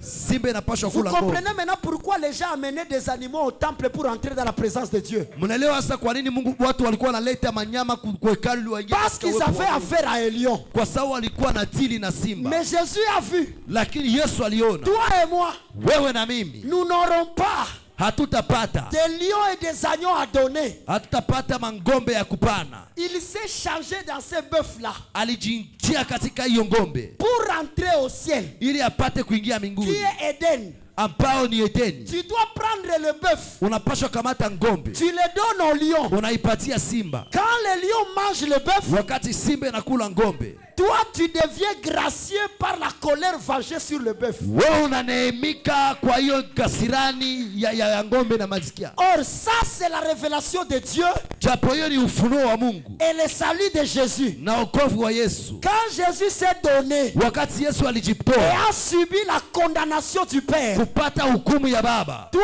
et moi, wewe na mimi, l'accès est maintenant libre njia ikakuwa wazi, au lieu très saint. kuna nafasi ya Ça patakatifu veut dire- sana. Ni kusema Quand tu as Jésus wakati uko na Yesu et que tu pêches, na unafanya dhambi, Dieu peut vouloir te gifler. Mungu anaweza penda akurarue. Et Jésus va lui dire, Yesu ne anamwambia sois pas en colère. usiwe na J'ai kasirani, encore du sang en moi. niko na damu Bois kwa encore ce sang. kunya tena hii Bois damu, encore. kunya tena, Bois encore. kunya tena. Et chaque fois que Christ est le sacrifice de ton salut, Na kila mara Kristo anakuwa sadaka ya wokovu il n'y wako, aura pas la condamnation de Dieu sur ta vie. hakutakuwa hukumu ya Mungu juu ya maisha C'est pour yako. toi, Ndio maana qui wewe un jour voir un pasteur ambao uliishawahi ona et on mchungaji t'a obligé d'amener une chèvre na walikushurutisha ulete ngombe pour le pardon, ili usamehewe, tu dois demander pardon. unapaswa omba msamaha, Parce que si tu as donné une chèvre, kwa sababu kama ulipana ngombe, la Bible dit obéissant à une loi, tu dois continuer à obéir aux autres. vinasema kwa kuheshimu sheria moja unapaswa endelea Tu ukishehemu dois m'amener les chèvres chaque jour. unapaswa niletea mbuzi kila Mais siku, comme nous n'en avons pas, lakini kisi hatuna nazo. Jésus-Christ, Yesu Kristo qui est Dieu et qui connaît Dieu. ambaye ni Mungu na anajua Mungu. Il s'est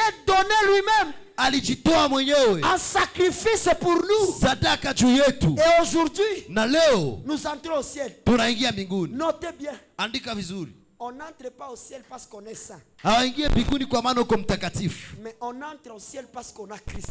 lakini unaingia mbinguni kwa maana kwa sababu Parce que kwa la Christ Kristo. est la sainteté de Dieu dans l'homme. Kwa maana Kristo ni utakatifu wa Mungu ndani ya mwanadamu. Ça veut dire si tu n'as pas Jésus, tu ne peux pas te sanctifier. Ni kusema kama una Yesu huwezi jitakasa, Parce que c'est son sang kwa maana ni damu yake qui nous sanctifie. inatutakasa. Partez, venez. Nendeni muje Dans la nouvelle alliance, katika agano jipya. l'homme est l'aigle. Mtu na tai, L'homme marche sur terre. mtu anatembea duniani, tai inaruka. Lui, quand il a porté la dimension de l'homme, Yeye wakati anabeba hii kiwango cha mtu, il va dire dans Luc 4:18, atasema katika Luka 4:18, l'Esprit du Seigneur. Roho wa Bwana. Et c'est pourquoi même au jour de son baptême, Ndio maana na siku ya batizo yake le Saint-Esprit est venu sous la forme. Roho Mtakatifu alikuja katika umbo. Ça veut dire, Ni kusema s'il y avait un enfant kama pangelikuwa mtoto mal éduqué ambaye alifunzwa vibaya, et qui aurait tapé la pierre ambaye angelipiga jiwe à cette colombe-là, kwa hiyo njiwa, il allait taper Dieu. angelipashwa piga Mungu. Et si quelqu'un l'attrapait, Na kama mtu angeliinasa, il allait attraper Dieu. angelinasa Mungu. Et cette colombe Na hiyo njiwa est venue se poser ilikuja pumzika sur Christ. juu ya Kristo. Quand la colombe s'est posée, Wakati hiyo njiwa ilipumzika, Jésus sous la forme de l'homme, Yesu katika umbo ya mtu, mais l'esprit sous la forme de la colombe. Roho katika umbo ya tai ya njiwa. C'est le sceau de Dieu qui est venu se poser sur la lettre. Ni roho ya ni muhuri wa Mungu tio likia pumzika juu yake. Tant que Jésus n'avait pas le sceau, Wakati Yesu hakukuwa na hiyo muhuri, nulle part il n'a été appelé fils de Dieu. hakuna nafasi angeliandikwa kwa. Est venu du ciel Lakini wakati muhuri ulitokea mbinguni et s'est déposé sur lui, na kutiwa juu yake, une voix est venue du ciel. sauti ilitokea mbinguni, Voici ona mon fils. mwana wangu. Ça veut dire Ni kusema être en Jésus kuwa ndani ya Yesu sans l'esprit. bila roho C'est une lettre ni barua sans sceau. bila muhuri. Et donc, Na ni kusema le sceau de Dieu, muhuri wa Mungu, le sceau de Dieu, muhuri wa Mungu c'est déjà ni le Saint-Esprit. Roho Mtakatifu. Et Paul est en train de dire, Na Paulo iko nasema n'attristez pas msihuzunishe le Saint-Esprit Roho Mtakatifu, par lequel nous avons été. kwa yule tuliwekewa muhuri.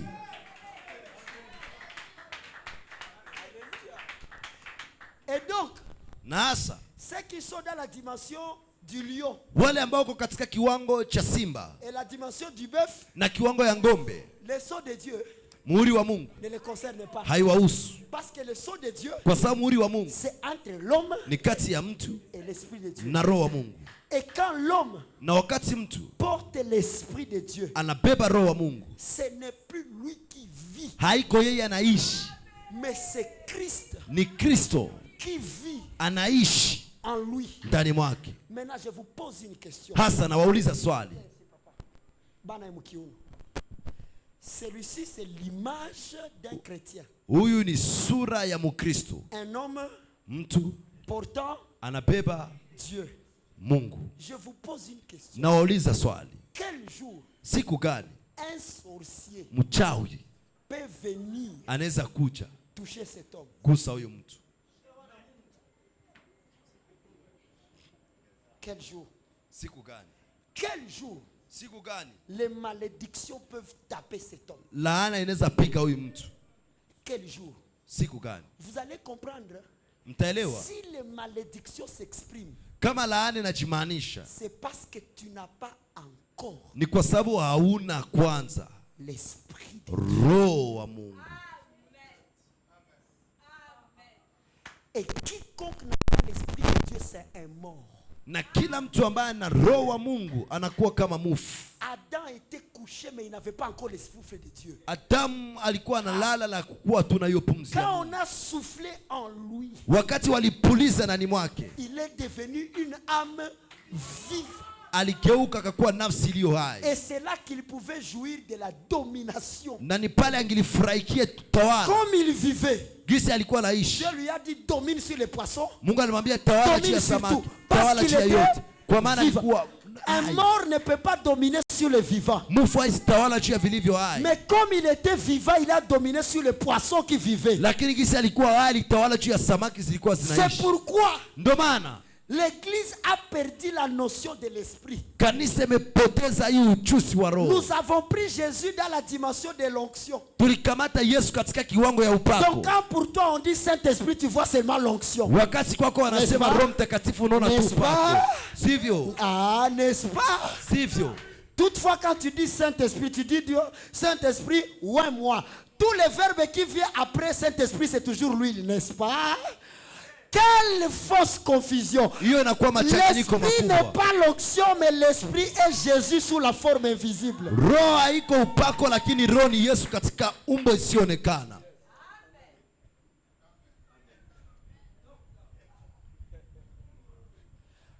Parce que toi aussi tu ne crois pas quelque part que le Saint-Esprit est Dieu. Kwa sababu na wewe mahali fulani uamini kama Roho Mtakatifu ni Mungu. Par la manière de l'utiliser, non? Kwa namna ya kuitumia, sivyo? Baba ni pake mafuta.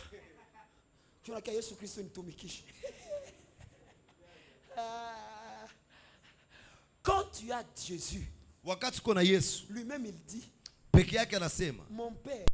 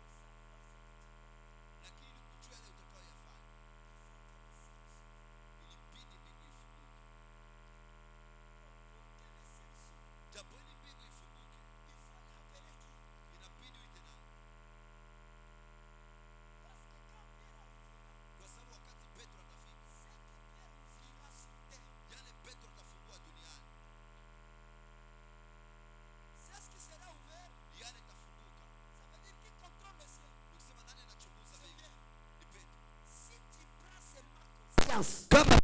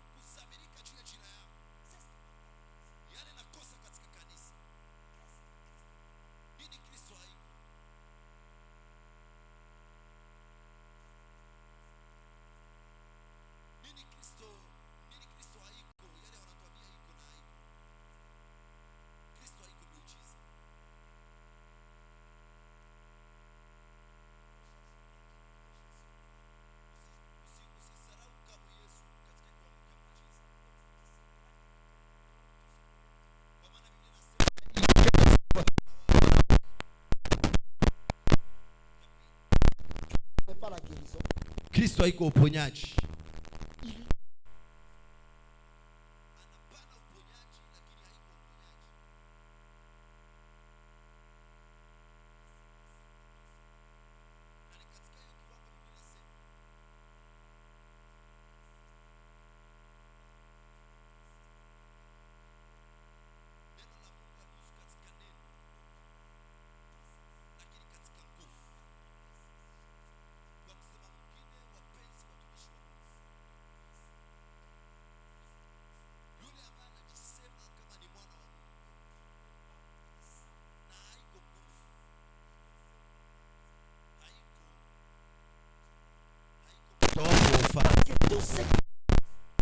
Kwa sababu wote ambao wako katika ufalme wako nguvu.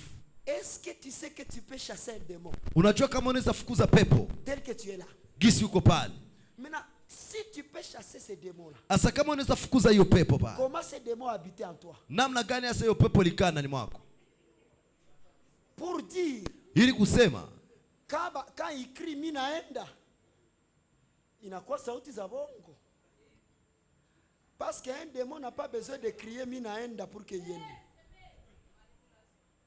Ces cris-là ne sont que de manipulation. Hiyo malalamiko inakuwa tu michezo. Je vous confirme, ce sont des cinémas. Na kuhakikishia kama ni filamu. Mr. Mtokam, bali nituma nikia kula matrice yake. Démon ikule matrice, démon ni esprit, matrice ni chair. Ibebe wapi? Mr. Mtokam, banambia mimi njo ndamtawala na ndamuua. Sitatoka. C'est l'homme qui parle. Ni mtu ndiye anasema. Le démon est esprit, n'est-ce pas? Pepo ni roho. Kamata mwanamke mwenye hayue anglais. Anza muombea mu anglais. Hata toka mopepo. Parce que kwanza hasikie jua yue ma émotions za ta créer. Mais si tu es en esprit, kama uko katika roho, même si tu parles en anglais, hata kama unasema Kiingereza, à quelqu'un qui a un démon mais qui ne parle que mashi, mtu ambaye kuna pepo lakini anasema mashi, le démon n'a pas besoin d'écouter la langue que tu parles. Pepo haina haja ya kusikiliza lugha unayoongea. Le démon a seulement besoin de voir le royaume en toi. Pepo iko na haja ya kuona tu ufalme ndani mwako. Et quand tu as la puissance, na wakati uko na nguvu, tu n'as pas besoin de crier. hauna haja ya kulalamika. La puissance de Dieu va le chasser. Nguvu ya Mungu itaifukuza. Je déclare tu es puissant au nom de Jésus. Natangaza uko na nguvu kwa jina la Yesu. Je déclare tu es puissant au nom de Jésus. Natangaza uko na nguvu kwa jina la Yesu. Je déclare tu es puissant au nom de Jésus. Natangaza uko na nguvu kwa jina la Yesu. Quand tu vas quitter ces lieux, wakati utatoka hii mahali, arrive chez toi, fika nyumbani kwako, entre dans la maison, ingia katika nyumba, et fais cette prière, na ufanye maombi. À partir de ce soir, kuanzia hii jioni, c'est Jésus-Christ qui règne dans cette Yesu maison. anatawala katika hii nyumba. Et Jésus-Christ va régner comment? Na Yesu atatawala namna gani? C'est à travers toi. Ni kupitia wewe. C'est pour dire, nini kusema, vous les démons, nini mapepo, vous les maladies, nini magonjwa, comme j'ai Jésus-Christ à moi, Yesu niko na Yesu na ni ma wangu. mère n'est plus malade, ma famille n'est plus pauvre, jamaa yangu haiko parce maskini. que qui amène le royaume, kwa maana yule anayeleta ufalme c'est toi. ni wewe. Et la Bible dit, na Biblia inasema, et ces miracles na hii miujiza accompagneront zitafuatana tous ceux qui auront wote cru ambao wanaamini au nom kwa jina langu. Maintenant, fais quoi avec les...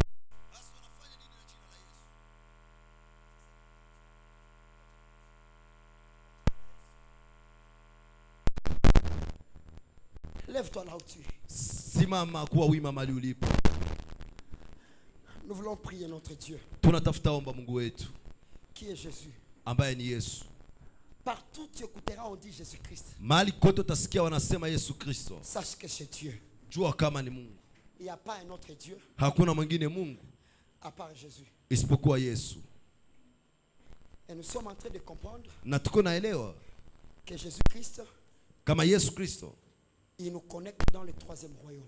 Anatutia katika ufalme wa tatu. Et quiconque est dans le troisième royaume, na kila mtu ambaye katika ufalme wa tatu, il peut jouir de toutes les capacités anapaswa furahikia na kuishizana kila uwezo de Dieu. za Mungu. C'est pourquoi déjà en sortant tu vas écrire dans ton cahier. Ndio maana kwa kutoka utaandika katika buku lako, la nature de Dieu. Asili ya Mungu. Nous voulons maintenant comprendre. Tunapenda sasa tuelewe Mungu ni nani juu tujue na shie tuko banani. Lève tes deux mains, déclare avec moi. Inua mikono yako miwili na utangaze pamoja na Seigneur Jésus-Christ. Bwana Yesu Kristo. Tu es mon Dieu. Uko Mungu wangu. Et tu habites en moi. Na unakaa ndani mwangu. Je ne suis plus n'importe qui. Siko mtu wa kawaida. Je suis un ciel sur terre. Niko mbingu duniani. Répète ça bien, je suis un ciel sur terre. Niko mbingu duniani. Et répète bien, je suis un ciel sur terre. Rutilia vizuri, niko mbingu duniani. Je crois ce soir. Naamini jioni ya leo. Je suis un ciel pour mes parents. Niko mbingu juu ya wazazi wangu. Je suis un ciel pour mes frères. Niko mbingu juu ya ndugu zangu. Je suis un ciel pour ma famille. Niko mbingu juu ya jamaa yangu. Et c'est pour cela je déclare. Na ndio maana natangaza. À cause de moi. Kwa ajili yangu. Et toi habitant en moi. Na wewe kukaa ndani mwangu. Je déclare le changement. Natangaza mabadiliko. Dans tout mon environnement. Katika mazingira yangu yote. Au nom de Jésus Christ. Kwa jina la Yesu Kristo. Commence à prier comme ça. Anza kuomba. Nous rentrons à la maison. Tenez.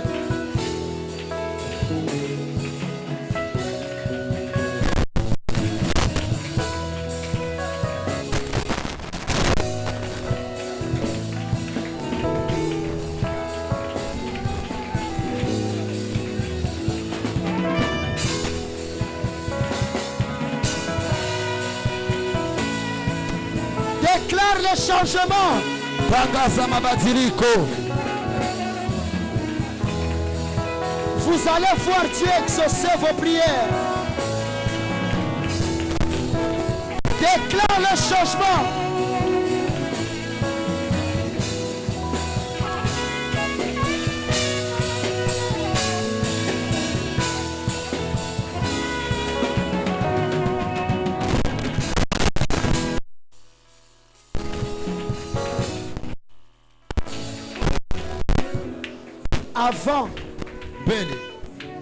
Avant que je ne te laisse rentrer à la maison, je veux que tu puisses jouir d'un avantage du ciel. Nilipenda upate kufurahikia faida ya mbinguni. Et le ciel na mbingu ne parle pas. Haiongei. Le ciel mbingu ordonne. Inaamuru. Est-ce que quelqu'un croit qu'il a le pouvoir d'ordonner ici? Mtu anaamini kama iko na uwezo ya kuamuru? Nous sommes en train d'entrer dans des choses très dangereuses. Tuko naingia katika vitu vya hatari. Il y a longtemps tu étais ignorant. Kuko siku nyingi ulikuwa mjinga. Tu attendais que Dieu fasse alors que c'est toi que Dieu attendait. Ulikuwa nasubiri Mungu afanye japo ni wewe Mungu alikuwa anasubiri. Nous voulons ordonner des choses. Tunatafuta amuru vitu. Et ce sont ces choses-là na hivyo vitu qui vont confirmer cet évangile que je te prêche. Ambayo vitahakikisha hii injili ambayo niko nakuambia. Si tu étais là, tu allais dire amen. Kama ulikuwa pale ungesema amina. Si tu étais là, tu allais comprendre. Kama ungilikuwa hapo ungeliamini que le nombre de personnes dans cette salle, c'est le nombre de ciel présent. Kama idadi ya watu katika hii chumba ni idadi ya mbingu zinazokuwa hapa. Papa, partout où il y a le ciel, mahali pote pako mbingu, il y a le changement d'atmosphère. Pako mabadiliko ya hewa. Je dis il y a quoi? Nasema pako nini? Quelqu'un doit ordonner le changement d'atmosphère dans sa vie. Mtu anapaswa amuru mabadiliko ya hewa katika maisha yake. Tu ne peux pas être dans cette dimension que je te parle katika hii kiwango na kuhubiria et subir la pression de la vie. Na kupata msukumo wa maisha. Nous ne sommes pas seulement vivants. Sisi hatuko tu hai, mais nous sommes aussi vivifiants. Lakini sisi tunapana hata uzima. Au-delà de vivre, zaidi ya kuishi, nous pouvons aussi donner la vie. Tunaweza pana hata uzima. Quelqu'un va ordonner la vie à sa famille. Mtu atapana uzima katika tu vas ordonner la vie dans ton église. Utapana uzima katika ordonne la vie dans tes études. Pana uzima katika ordonne la vie dans ton foyer. Pana uzima katika commence à ordonner. Kwa jina la hey! Ordonne.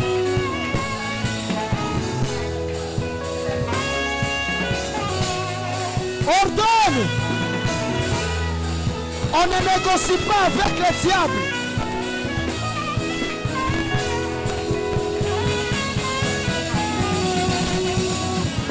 Yes, wow!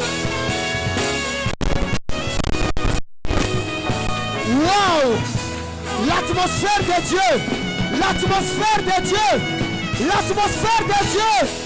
Ça c'est l'atmosphère de Dieu. L'atmosphère du ciel. Hey! Yeshua! Voilà l'atmosphère. Voilà l'atmosphère.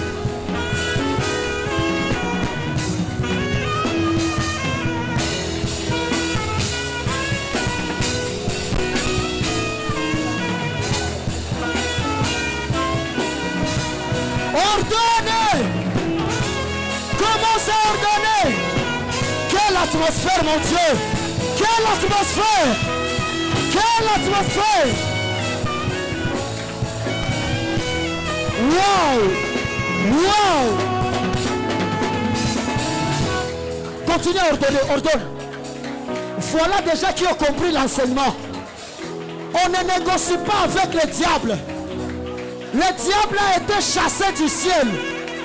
Et si tu es un ciel, ça veut dire que tu dois chasser le diable. Loin de ta vie. Loin de ta famille.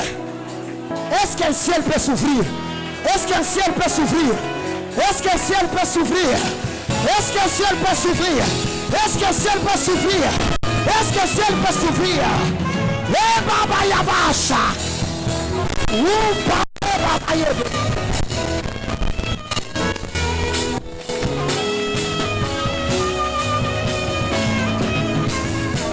Dimension.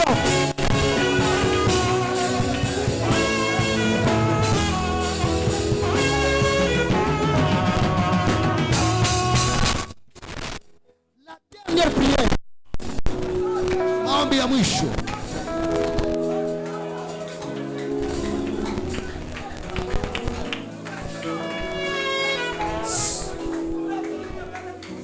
La dernière prière. Maombi ya mwisho. La Bible dit. Biblia inasema. Maman Isabelle. La Bible dit. Biblia inasema. Qui es-tu? Uko nani? Grande montagne. Mlima mkubwa. Devant Zorobabel. Mbele ya Zorobabeli. Tu seras.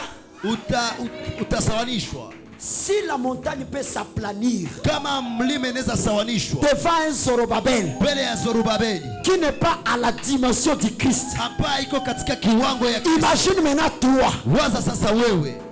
Quelle montagne mlima gani peut résister devant toi? Ambayo inaweza simama mbele yako? Quelle montagne? Mlima gani? Je prie que chacun choisit une seule montagne. Naomba kila mtu achague mlima moja. Yotambia Mungu. Ambao tabia Mungu. Une montagne. Avant 21 jours iishe. Est-ce que quelqu'un peut m'écouter? Prouve-moi. Dioneshe que je suis un ciel. Kama niko mbingu. Choisis une seule montagne. Chagua mlima moja. Une seule montagne. Mlima moja. Une seule montagne. Mlima moja. Peut-être il y a quelqu'un. Kuko mtu yawezekana. Il y a quelqu'un qui te fait manquer la paix. Hapana kukosesha amani. Il te fait manquer la paix. Hapana kukosesha amani. Il y a une circonstance qui te fait manquer la paix. Bana majira ambayo yanakukosesha amani. Jusqu'à ce que les gens commencent à douter que tu as Dieu. La Bible dit qui doutera de Dieu. Ce n'est pas le Dieu qui est au ciel. C'est le Dieu qui vit sur terre. Et ce Dieu-là, c'est toi. Dans d'autres sens, qui doutera que tu n'as pas Dieu?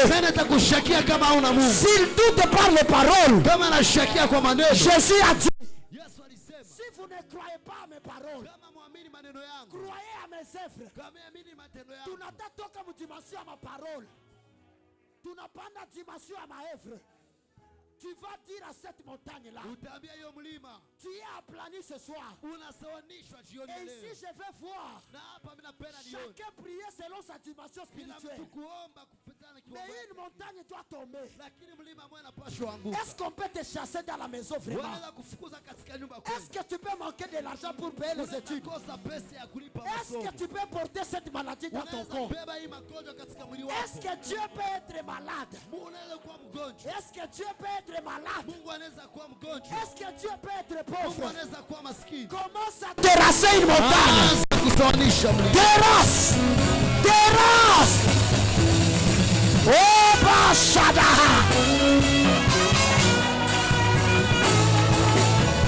Papa Raphaël prie.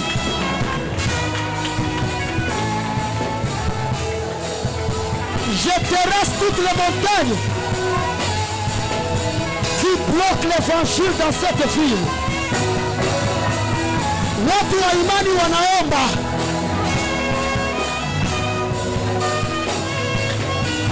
Wow! Le chômage s'arrête ce soir. La maladie s'arrête ce soir. Le chômage s'arrête ce soir.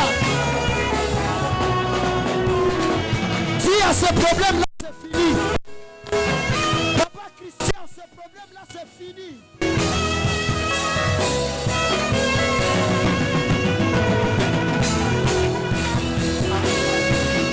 Hey! Hey! Hey, Basha! Oh, Barababa Shada! Ino Barabayega! Hatuba! Watu wanaomba kabisa. Terrasse la montagne. Je terrasse cette montagne.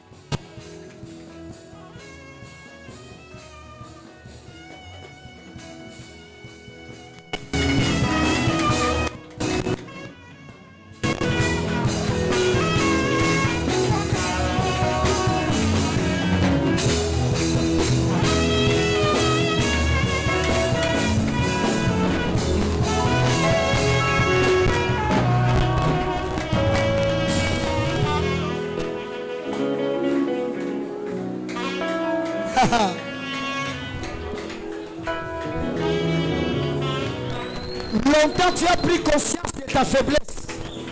Ce soir tu es en train de prendre conscience. Longtemps tu as pris conscience de tes échecs. Ce soir nous sommes en train de prendre conscience de notre victoire. J'étais en train de parler avec quelqu'un. Je sens que ce culte est en train de devenir dangereux. L'atmosphère qui est en train de descendre est en train de devenir dangereux. Il y a quelqu'un qui ne saura pas rentrer chez lui ce soir. Parce qu'il y a un Dieu qui est en train de se réveiller. Il y a un Dieu qui est en train de se réveiller.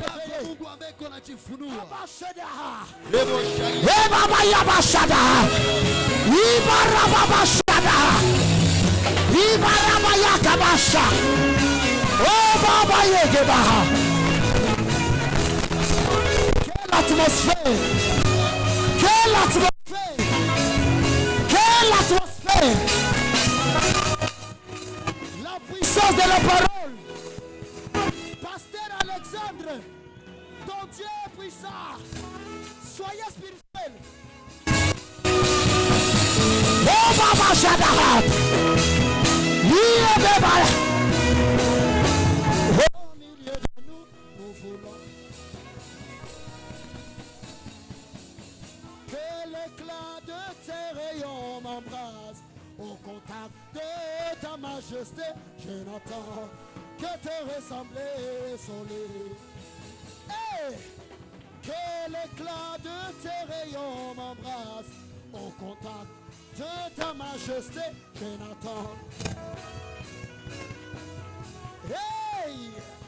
Que mon pays soit ton sanctuaire, le sillon de ta majesté, je n'attends que te magnifier, Jésus.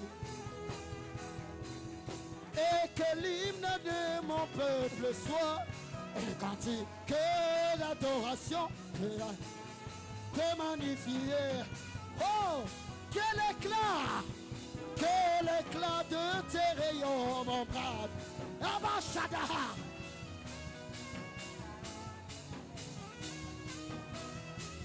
Wow!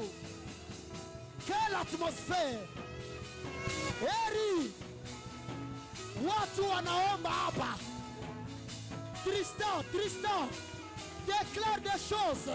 Hatuvarabaya, Ibo Shadahasa, Emerabaya Kebaba, Oh Tabasada, Oh Debabaya.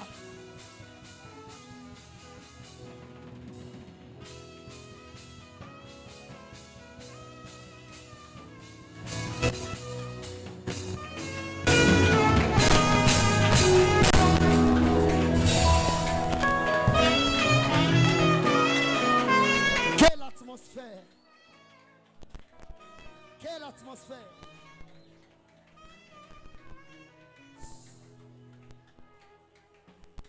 Je veux maintenant te prouver que tu as un Dieu. Nataka sasa kuonesha kama uko na Mungu. Dans ta famille, Katika jamaa yako, il y a quelqu'un qui a une maladie qui vous a déjà troublé. pako mtu ambaye kuna magonjwa ambayo ishawatatiza. Ce soir, tu vas quitter ici Jioni ya leo utatoka hapa et aller guérir la diabète au nom de Jésus. na kwenda kuponya hiyo kisukari kwa jina la Yesu. Tu as quelqu'un dans ta famille Ako où le mariage c'est devenu un problème. ambaye ndoa ilikuwa tatizo. Je me demande comment dans une nouvelle alliance, Najiuliza namna gani katika agano jipya Paul pouvait dire à ma parole. Paulo angelisema kwa neno langu. Qui es-tu, Paul, Uko nani Paulo? pour dire que ceci je l'ai dit à ma parole? Ili useme haya naisema kwa neno langu. Voici un paramètre Ona hali que les chrétiens ne savent pas utiliser ambao Wakristo walioitumia à ma parole. kwa neno langu. Quelqu'un va dire Mtu à atasema ma parole, kwa neno langu, ma soeur se marie à tel mois.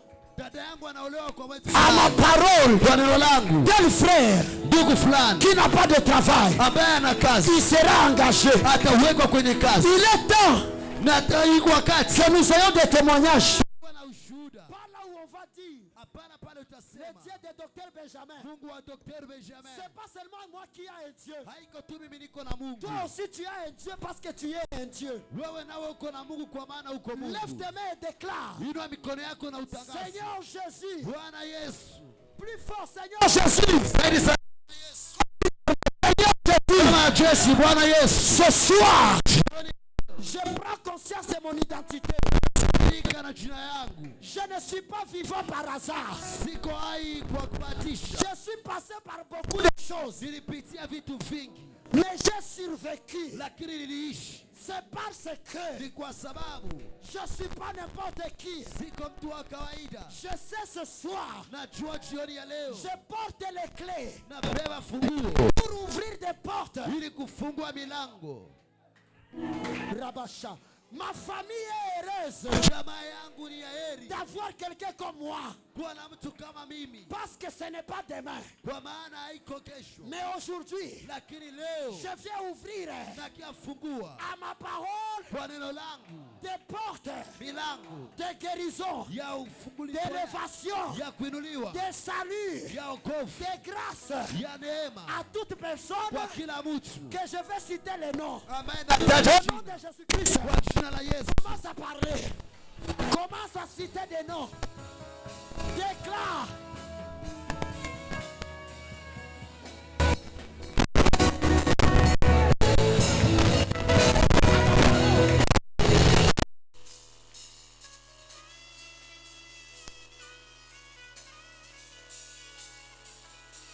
Et l'atmosphère.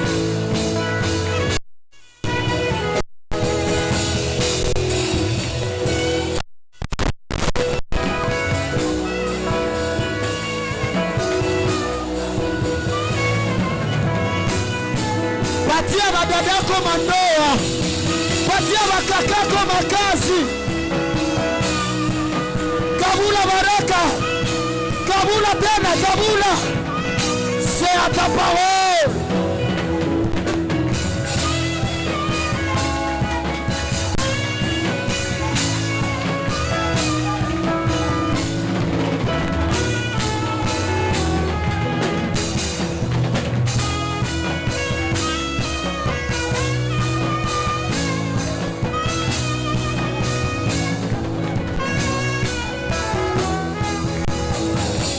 Wow.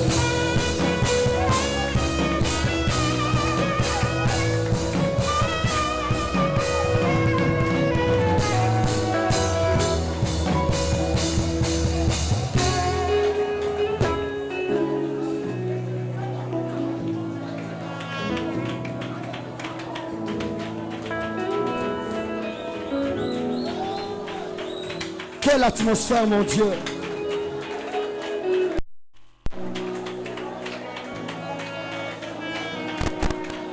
Quelqu'un qui a cette autorité, on lui disait qu'il a des liens de famille.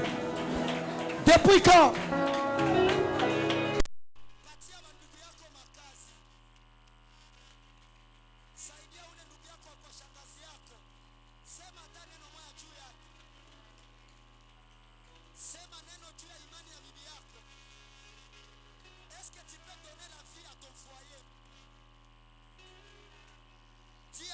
diable ne passera pas dans mon foyer.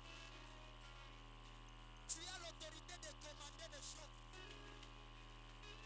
Johnny n'a tout sema que Shetani alituloga, mais tunasema que balozi balituloga.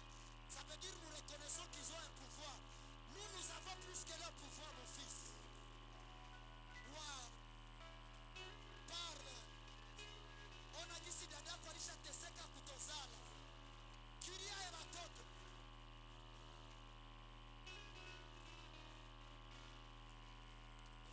Maman Becky déclare la vie sur le ministère de Papa Gédéon. Maman Maggie déclare la vie. Yawezekana bazazi yako balisha kufa wengi ofisi ene. Déclare la vie sur tes frères. Papa Alexandre, déclare la vie sur ton ministère. Mungu wetu aliumba vyote. Yani anaweza vyote. Quelle atmosphère, mon Dieu.